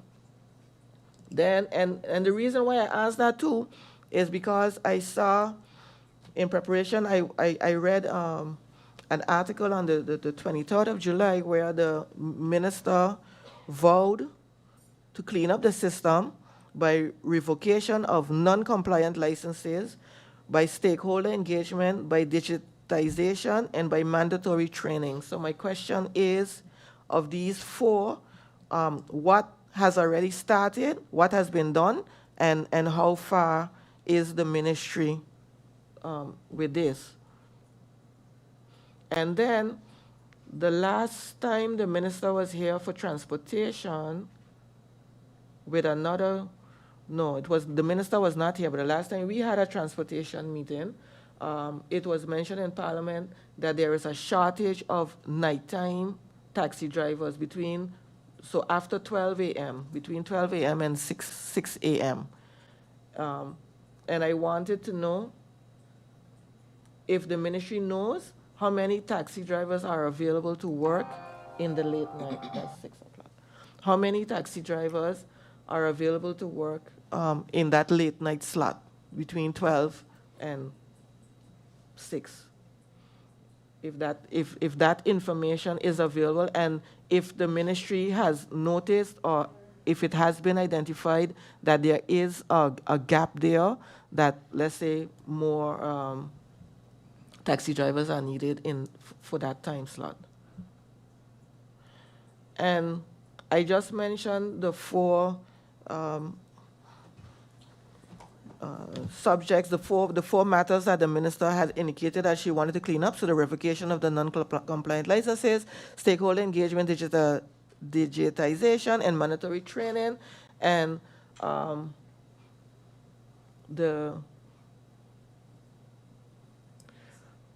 if we could get timelines on when this will happen, and that for now is what I have based on what I have read in the reports and from the presentation that we have received. Thank you, Mr. Chairman. Thank you, MP. MP Roseberg, you have the floor.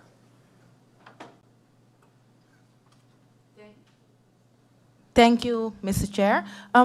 Just one question, seeing what a previous MP brought forward in regards to a list of other persons that received licenses, even referring to previous ministers. I'm now curious what this list is about, and I would like to get a copy of that list as Member of Parliament. So I'm seeing the member is not here at this moment, but maybe when he returns back, if you as chair could ask if he can provide that list to Parliament so that it's clear what we're really talking about, because I believe if we're handling this matter, I would like to handle it in a complete sense and not it's referred to a list. I'm curious what this list is about and what is being referred to. So if that can be provided to Parliament, even if needed, but I'm not seeing the need, seeing that it's a public floor in confidential manner, but if it's needed, I leave that up to you, Mr. Chair. Thank you for the opportunity. Thank you, MP. With your statements, as the kind MP returns, we will request him to see the documents in a confidential manner. Next, MP Waiver. You may have the floor. Thank you, Mr. Chairman. Good evening to Griffier, Honorable Minister, support staff, my honorable members of Parliament, and those here in the Tribune and those listening and viewing via social media. A lot was said today, and I won't get too much into the reports from the SOAB and the Integrity Chamber, also with the statements of apparent allegations that came out of those reports. I just have one question. Based on the allegations, was also the prosecutor's office involved? Have they made contact with the minister's cabinet to get further information so that we know, okay, it's heading down another direction? And then based on the presentation, Minister, what is the ideal number of taxi licenses or bus licenses that we would like to have? Because we saw the comparison with the different countries, but what would be ideal for St. Martin when it comes to that? And also looking like that we're going into this high season as well, and we've noticed the traffic congestions which has started. Are there any regulations that we're looking at? We can see too with the taxis, the buses, how they stop all over the place. I mean, government did invest in bus stops. What can be done to encourage these buses to stop at the actual bus stops to also help alleviate some of the traffic with buses stopping wherever they want and however they want? Also, are we looking maybe even further when we look at certain policies? You know, in certain countries, we limit the amount of vehicles that are allowed to be owned by a certain household? Are we looking into those kind of measures for maybe future? I know there was an article out, I think yesterday, where it stated that over 1,000 vehicles were imported over the previous years. So this will be able to also help alleviate.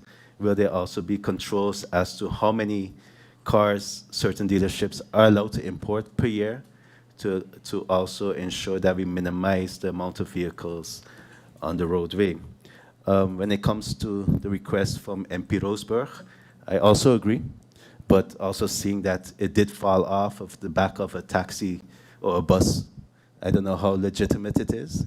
So I guess when we get it, we can see if it is indeed legitimate. Oh, it's the same list as, oh, okay. So we'll figure it out once we get it, if the one that fell off of the bus, if it is legitimate. Thank you, Mr. Chairman. Thank you, MP Waver. MP Wescot-Williams, you may have the floor. Thank you, Mr. Chairman, and a good afternoon again. Mr. Chairman, I want to, through you, thank the Minister for her elaborate presentation. But before I go into some clarifying questions, I just want to stress the point that I raised at the beginning of this meeting, and that has to do with medical coverage for bus and taxi drivers who do not enjoy such at this moment. Some, if not all, of the association members, because they are members of an association, from what I understood, I don't know if it is still the case, have found a way to be insured. The associations have found a way for these persons to be insured. Those who are not members, and especially bus drivers, they are falling between the cracks. And it also goes for, as I mentioned, sole proprietors and all sole proprietors, including vendors, etc.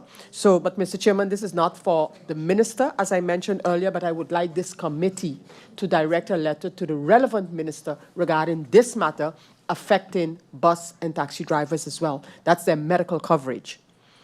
Mr. Chairman, again, I thank the minister for her presentation. Minister, I think at the beginning of your presentation, you put up, in addition through you, Mr. Chairman, letter from myself. I guess it was the one for this meeting. And in addition to that, the minister put up a request to the former minister of CTEATT about the whole transportation and public transportation issue. I don't know if the minister could recall that her letter as member of parliament was answered by the previous minister of CTEATT on the matter of transportation. And I am particularly interested, if not, I can remind my colleagues that the answer to the questions by now Minister, former Member of Parliament, Minister Heiliger Martin, her questions were dated May 22nd, 2023, and were responded by incoming document of the 10th of July of the same year, document number IS 924. There are some very interesting answers that were provided to the questions by the then MP. And I'm going to refer to, but the letter, of course, can be found in the archives of Parliament.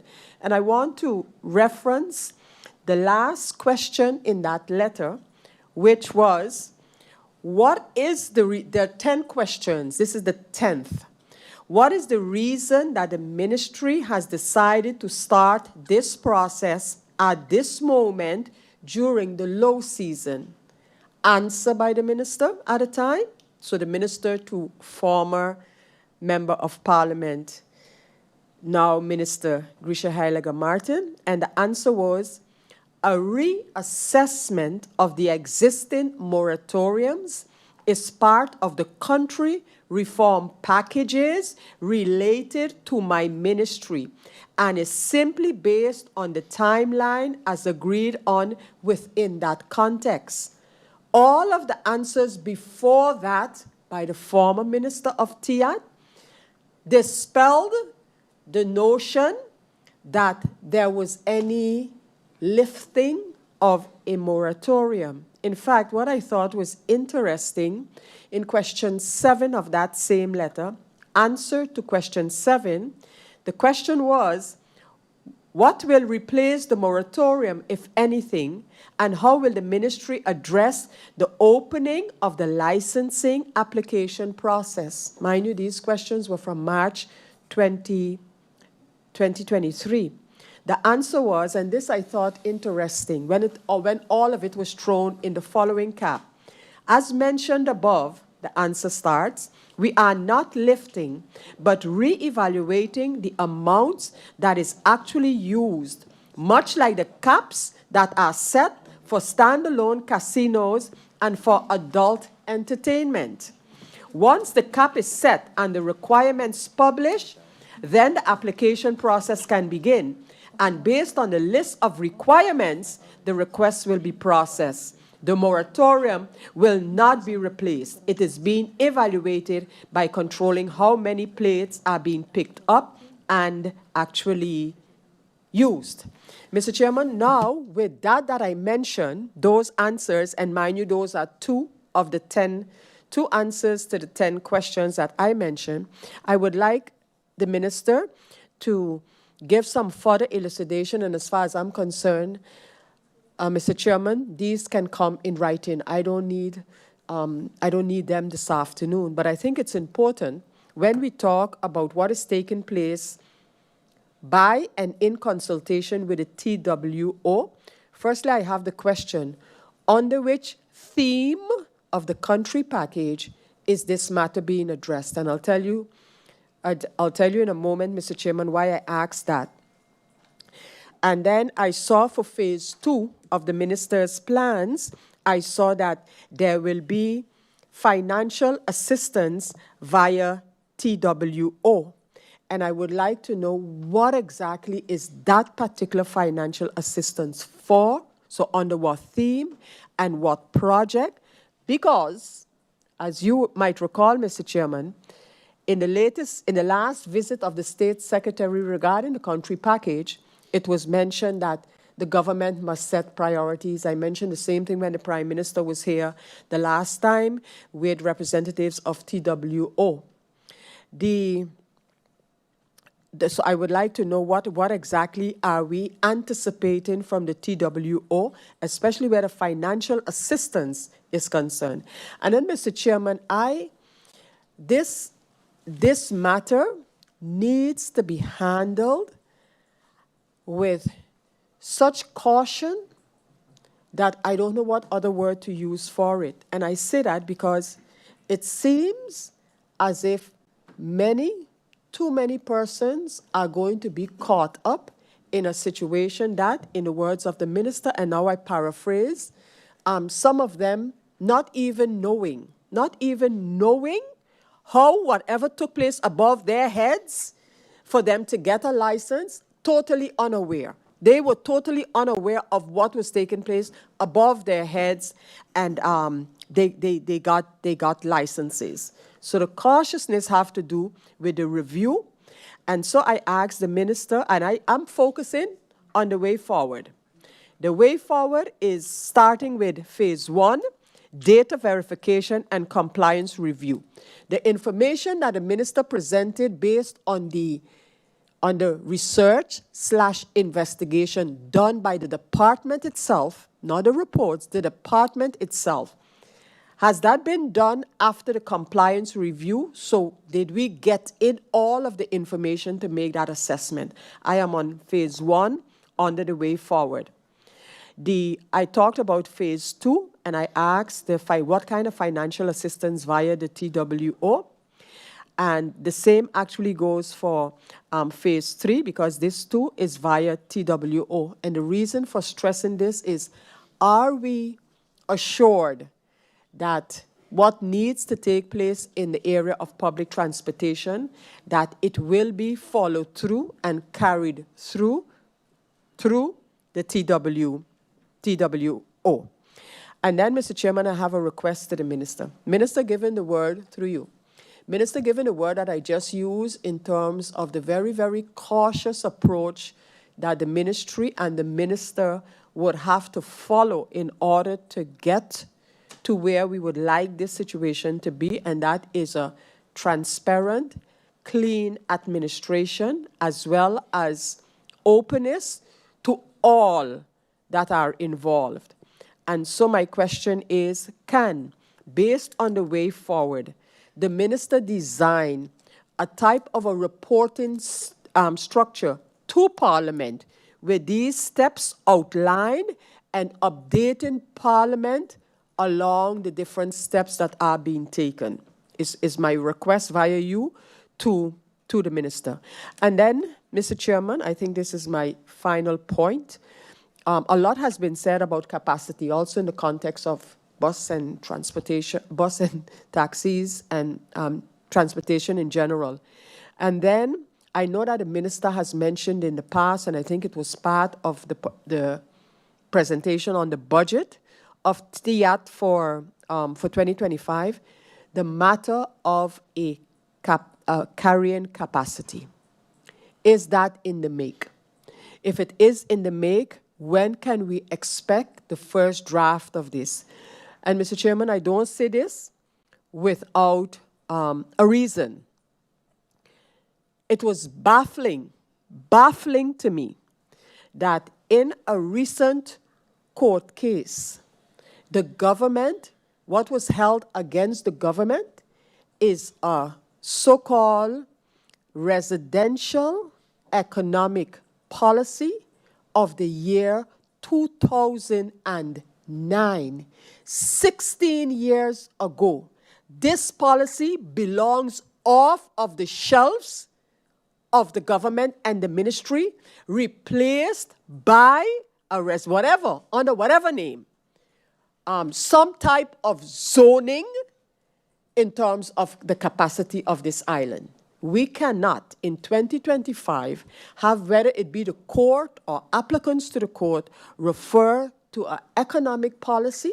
And this is about how many of what kind of business types are allowed in what area. Imagine we are judged by a policy established in 2009, which is the one still in use, or it's being looked at as being in use by the government of St. Martin. And my request, my serious request, is that if there's any way and any kind of assistance that we would need, it should be to have that type of a policy updated post-haste. Post-haste. Because, again, I repeat, it has been used and kind of against the government recently by the court. And there's no way we can say that that is our economic zoning policy for 2025 here in St. Martin. So I ask the minister's undivided attention for that matter, one. Secondly, a letter from this committee, unless there are members of the committee that object to us sending a letter to the Minister of Public Health regarding the medical coverage for taxi drivers, bus drivers, sole proprietors in general. And then I want to get a clear view on this matter of what the TWO is doing, where this matter of assisting the ministry with cleaning up the database, etc., is concerned. Mr. Chairman, I think that I have brought forward what I wanted to state. And again, as far as I'm concerned, I don't need a minister to stay here today to answer these, but I would like to see especially that reporting mechanism to the Parliament of St. Martin on this matter, because it is serious. We're going to have this whole discussion here in Parliament is going to be, we're going to hear so much from the public, from those involved, from families of those involved, that our approach has to be very, very clear to the public and, again, those people involved. We are talking about persons' livelihoods, and not all of them, if many at all, can be held responsible for the government as an apparatus and what has gone bad, not so good, and good. Thank you, Mr. Chairman. Thank you, MP Wescot-Williams. Before I give the floor over to MP Otley, MP York, I actually wanted to ask you about those documents. MP Roseworth asked if we would be able to peruse these documents. So if you may have the floor. Thank you, Mr. Chairman. Mr. Chairman, you know me, I have no issues with these type of things, but given the gravity of all what happened today and about displaying sensitive information, I would like to impart to my good colleague to urge the minister to submit that same list that the minister would have in her files to SOAB. Let SOAB do the same on the Zook research they did on this infraction, and then submit it back to the minister. The minister will come back to Parliament and display the findings on the screen like we did today. So I would rather that route. Thank you, Mr. Chairman. Thank you, MP York. It came to my understanding before you answered, actually, that MP La Cruz had dropped this document in the chat. So I guess after we... Okay, so I understand that it's not the same. So after this meeting, then we can come to the understanding of such. With that said, MP Otley, you may have the floor. Thank you, Mr. Chair. Mr. Chair, I'm glad that the Honorable MP made his comment, MP York, because I too would like to know a report to be done on such, because it's given the impression that all these taxi licenses, all 600 or whatever was mentioned, was during the tenure of 2023. And what we have is that proof and documentation that this is a systematic issue. And what will happen, it wasn't just too long ago that we were in here questioning the Honorable Minister about the moratorium and a casino opening, et cetera, et cetera. And like my colleague stated, minister's discretion. And what we often see is that the minister has the ability to, the department has the ability to advise, and the minister then can take the advice or go against the advice, but he or she has to motivate. And then the legal ramifications will be on them, but too often it says it's left to the discretion of the minister, but then we choose when and how we want to attack the minister. For my understanding and the way that I see this meeting going, if Mr. Lambrix is not here, we're not getting clear answers. Because at the end of the day, MP La Cruz was not the minister. And the current minister is not given the clear, would not be able to give the reasoning behind then Minister Lambrix's decision and his motivation. And what is left now is you have an MP who was in the cabinet trying to defend the decisions or motivations, whereby Minister Lambrix at the time would be the best person to answer these questions. Hey, this meeting was called in 2023 for Minister Lambrix. And then leading up to the meeting, seeing different things, my job is not to prosecute. And I believe a person is always innocent until proven guilty. And until that day, I will say it here, until that day, I will have to defend my colleague. Until that day, if that day ever comes. But seeing the presentation, it's more of an administrative process. I saw nothing in there that incriminated, besides the narrative of the AI-generated pictures, and of course, a picture of a WhatsApp message where, in a court of law, will have to be proven valid. Because in today's world with AI, I have no proof that that is even a real message. It could be, could not be. So until that day, I have no choice but to say you're innocent until proven guilty. And when I'm reading and listening, I see nothing specific that says La Cruz in any of the reports. And I'm happy that MP Roseberg asked the question, who specifically are they talking to? Are they talking about when they say members of staff? Who specifically? And then we can go from there. Mr. Chair, as I look to my left and I look in the Tribune, and I see it's dwindled down now, but the taxi drivers that stayed here for hours and hours, I can guarantee you they're not here for melee, or they're not here to hear who do this and who do that. They're here to hear how are we going to improve their livelihood. How are we going to ensure that they can generate enough funds? How are we going to ensure that we give them a good season, that they can feed their family for the Christmas season? And nothing of substance was brought up for these gentlemen and women that were in here. Nothing of substance to give them hope for the upcoming season, because that is involved with transportation as well. How are we going to help them? How are we going to boost our economy? And then I often say that's why it's important to read the room. My colleague also made mention of the age, where we are seeing majority of these licenses being given. But read the room. Because these are the pioneers of this country. People that know this country. People that can go and tell you where Tata used to live, where this used to happen, where that used to happen. That is why. And we have an ever-changing system.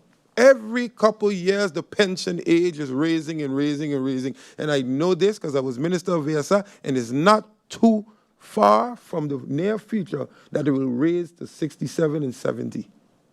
And we have to fight against it. But I say that to say this. These gentlemen and women that are 60 plus don't deserve to just sit home and dwindle away. How are we going to benefit them?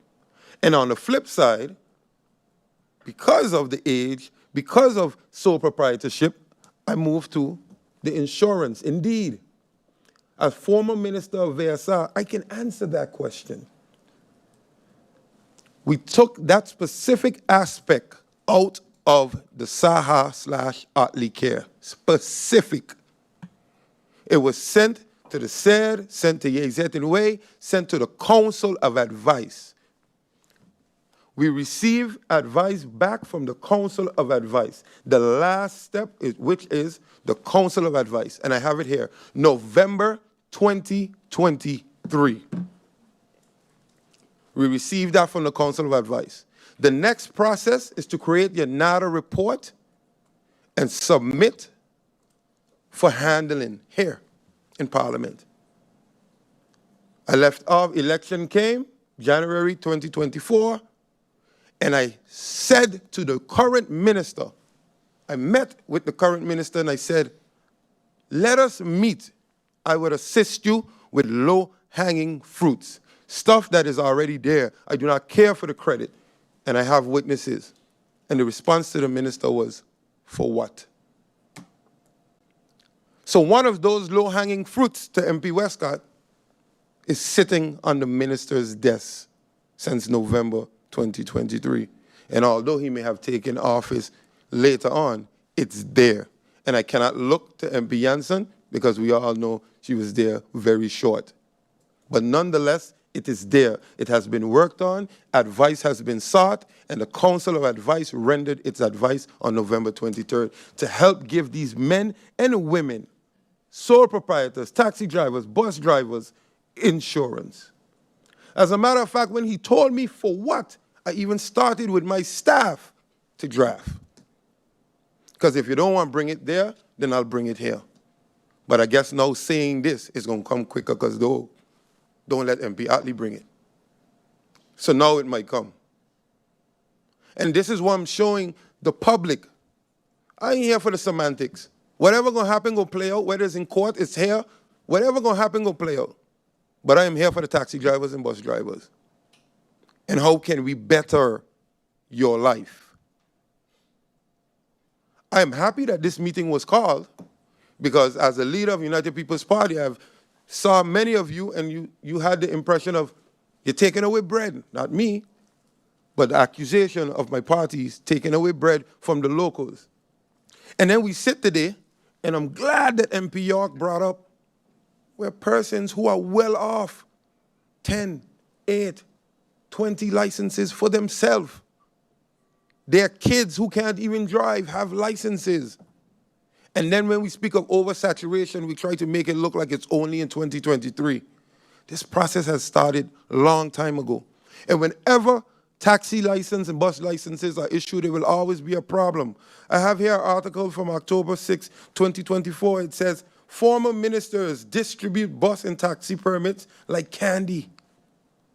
And a list of various ministers, for whatever reasoning it may be.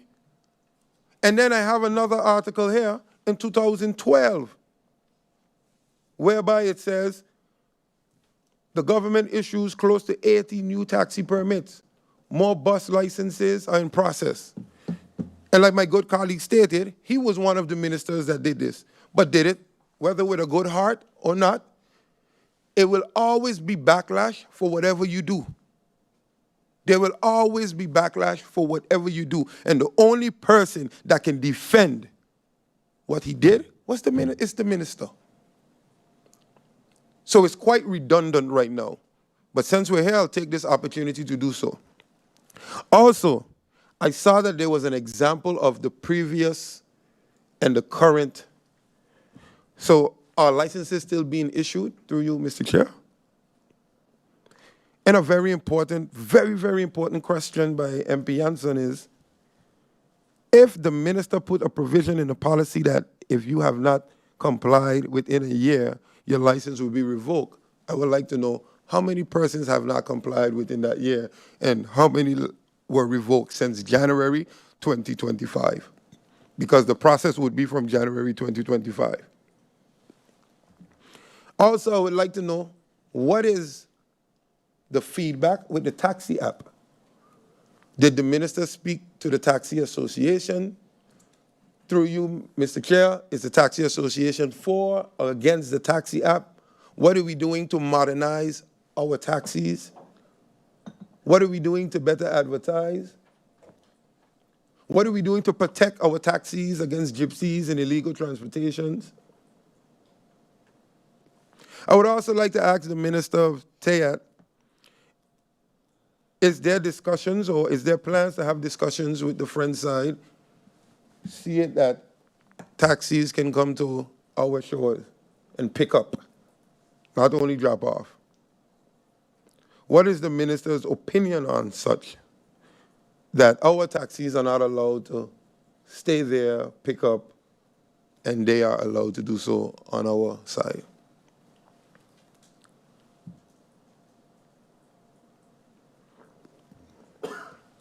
Mr. Chair, I don't have much. I don't have much. At the end of the day, they say when the elephants fight, the grass gets trampled. And we are the proverbial elephants right now. And the only people hurting are the men and women that are ambassadors of this country.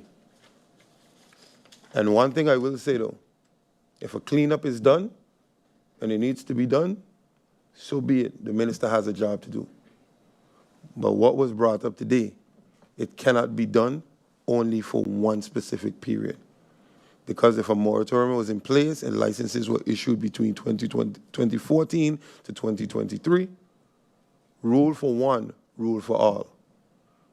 So be careful of the can that we are opening. Because how do we go back and tell someone from 10 years ago, you have to give up your license? Thank you, Mr. Chair.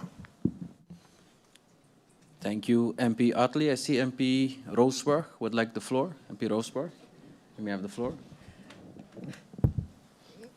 Thank you, Mr. Chair. I know it's getting late, so I just wanted to, seeing that I forgot one of my questions in regards to the leges, the stamp, it's like a zegel, like a post stamp. I can remember in the discussion tonight, this afternoon, it was mentioned that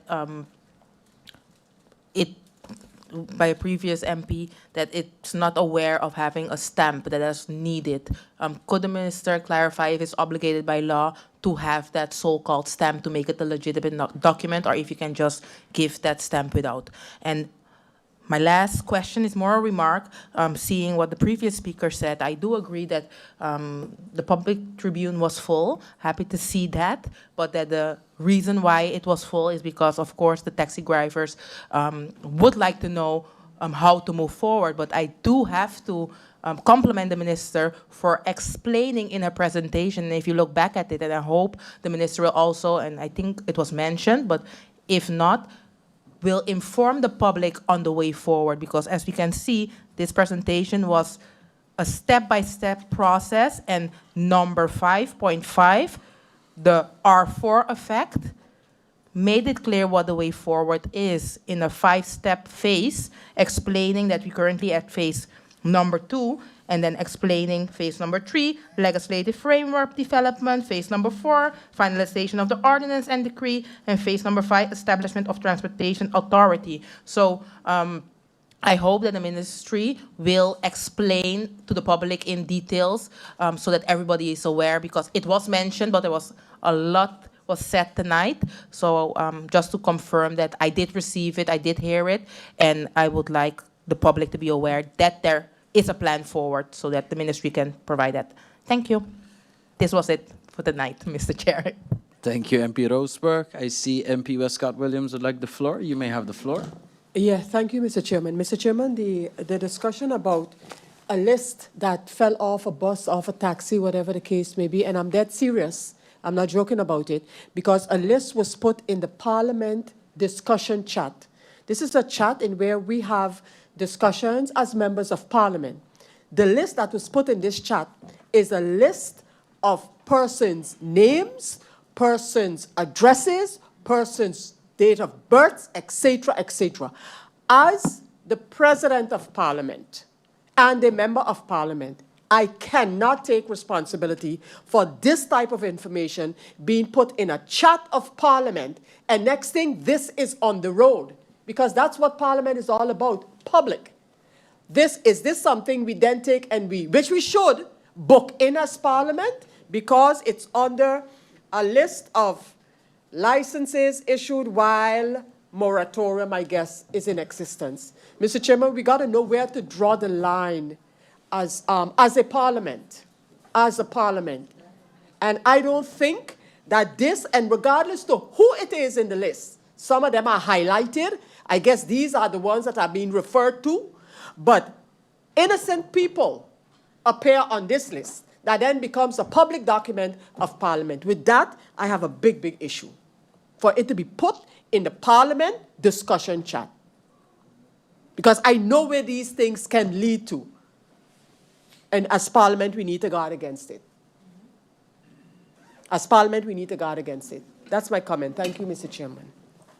Thank you, MP Wescot-Williams. I see MP York would like the floor. You may have the floor.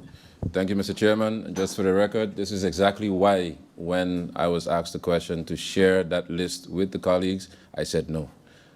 Because as you see, I wasn't speaking off of a computer or a phone. My stuff were printed. So just for the record, I totally agree with where MP Wescott is coming from. And we should leave that up to the minister to do her own investigation if needed. Thank you. Thank you, MP York. Just to chime in a little bit, the MP, when she asked for the documents, she asked to see them in a confidential route.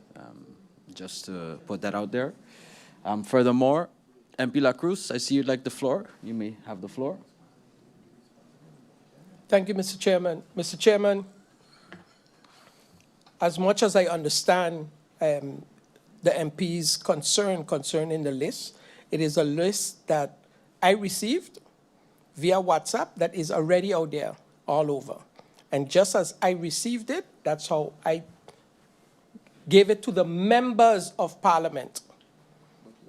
And I asked, do you want me to share? And there was concession between the members. Yes, send us everything. And that's what I did because I couldn't present. And at no point I was going to show any names, any addresses, or anything like that. So the same way I received it, that's the way I shared it.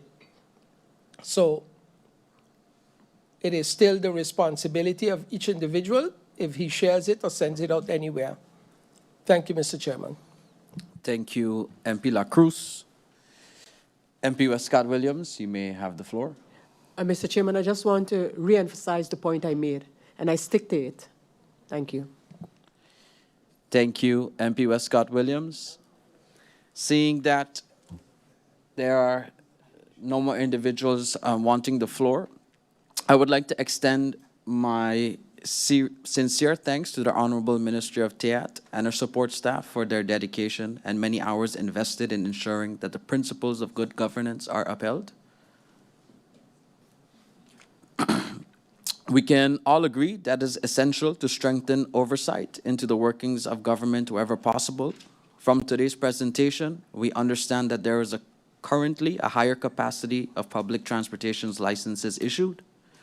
In light of this, I would like to encourage the Honorable Minister of CTEATT, if possible, to consider opening new bus routes, as mentioned by other members of Parliament earlier today, along the Point Blanche Road, Bel Air Road, Cahill, places where buses are not, they don't have routes. For instance, as I said, going into Cahill, you have a hospital, 2 schools, sports center, community center, several residences, and commercial establishments, yet no buses currently serve this area. Furthermore, for some questions, can the minister clarify how the new digital processes and revised policies will reduce opportunities for backdoor dealings, informal payments, or preferential treatment?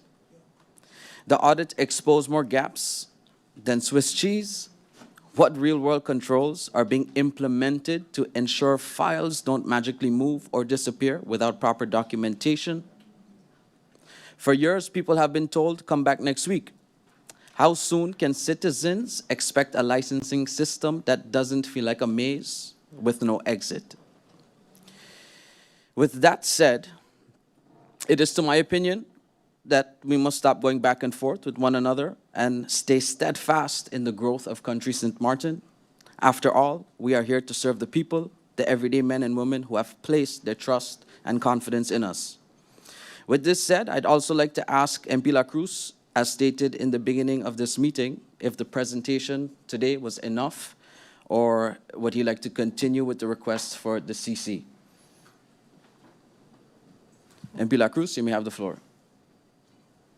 Thank you, Mr. Chairman. Mr. Chairman, I'm curious to hear the answers from the minister. If the minister wants to send them in writing or whatever, that's up to her. I don't have a problem with that. But once the accusations and the game is ended, then I have no need for it. But if it continues, then we will call the other meeting. And I'll call a meeting after that, and the next one after that, and the next one after that, until it is clear to everyone that these hands took no money from nobody. Real simple. And Mr. Chairman, I'd like to make a statement real quick. I let the better part of me get away today. Okay? And it is out of pure frustration. Literally frustration. Because I have tried. I have tried numerous ways. I've had conversations with you, Mr. Chairman, concerning all of this. To no avail. It has continued day in, day out. And the most dangerous part of it all, Mr. Chairman, is when you make people feel that you are taking bread from their mouths. Because what comes after that is threats. And I have children. And there's zero consideration when it comes to that. Thank you, Mr. Chairman. Thank you, MP La Cruz. Minister, with that said, if you would have any statements for the floor in terms of time needed for your return to answer your questions, or if you send them in writing, you have the floor, Minister. Thank you, Chairman, Mr. Chairman, and thank you to the members of Parliament for all your questions and all your suggestions. I would like to propose that perhaps I send everything in writing and close this meeting, and hopefully that allow the members of Parliament to take their time, read the questions, read the answers, and close this meeting, seeing that it really went south on my behalf. The thing is, we're here to discuss processes. That's what I came to discuss. I was here to unveil the facts of my findings, and that is what we came to discuss. Not here to discuss family members or anything outside of this, just straight and honest facts. And the answers will be answered factually so. And through you, Mr. Chairman, I look forward to hearing from the members of Parliament or MP La Cruz himself if the answers that I responded to is clear enough to substantiate whatever it is he wanted to receive from me. And that's it, and I'll just yield and allow close this meeting for now, and if you can, and allow me to send everything in writing. Thank you, Minister. Seeing that there are no objections with the proposal of the Minister from the floor, we can all agree that the Minister can send these answers in writing, and I hereby close this meeting.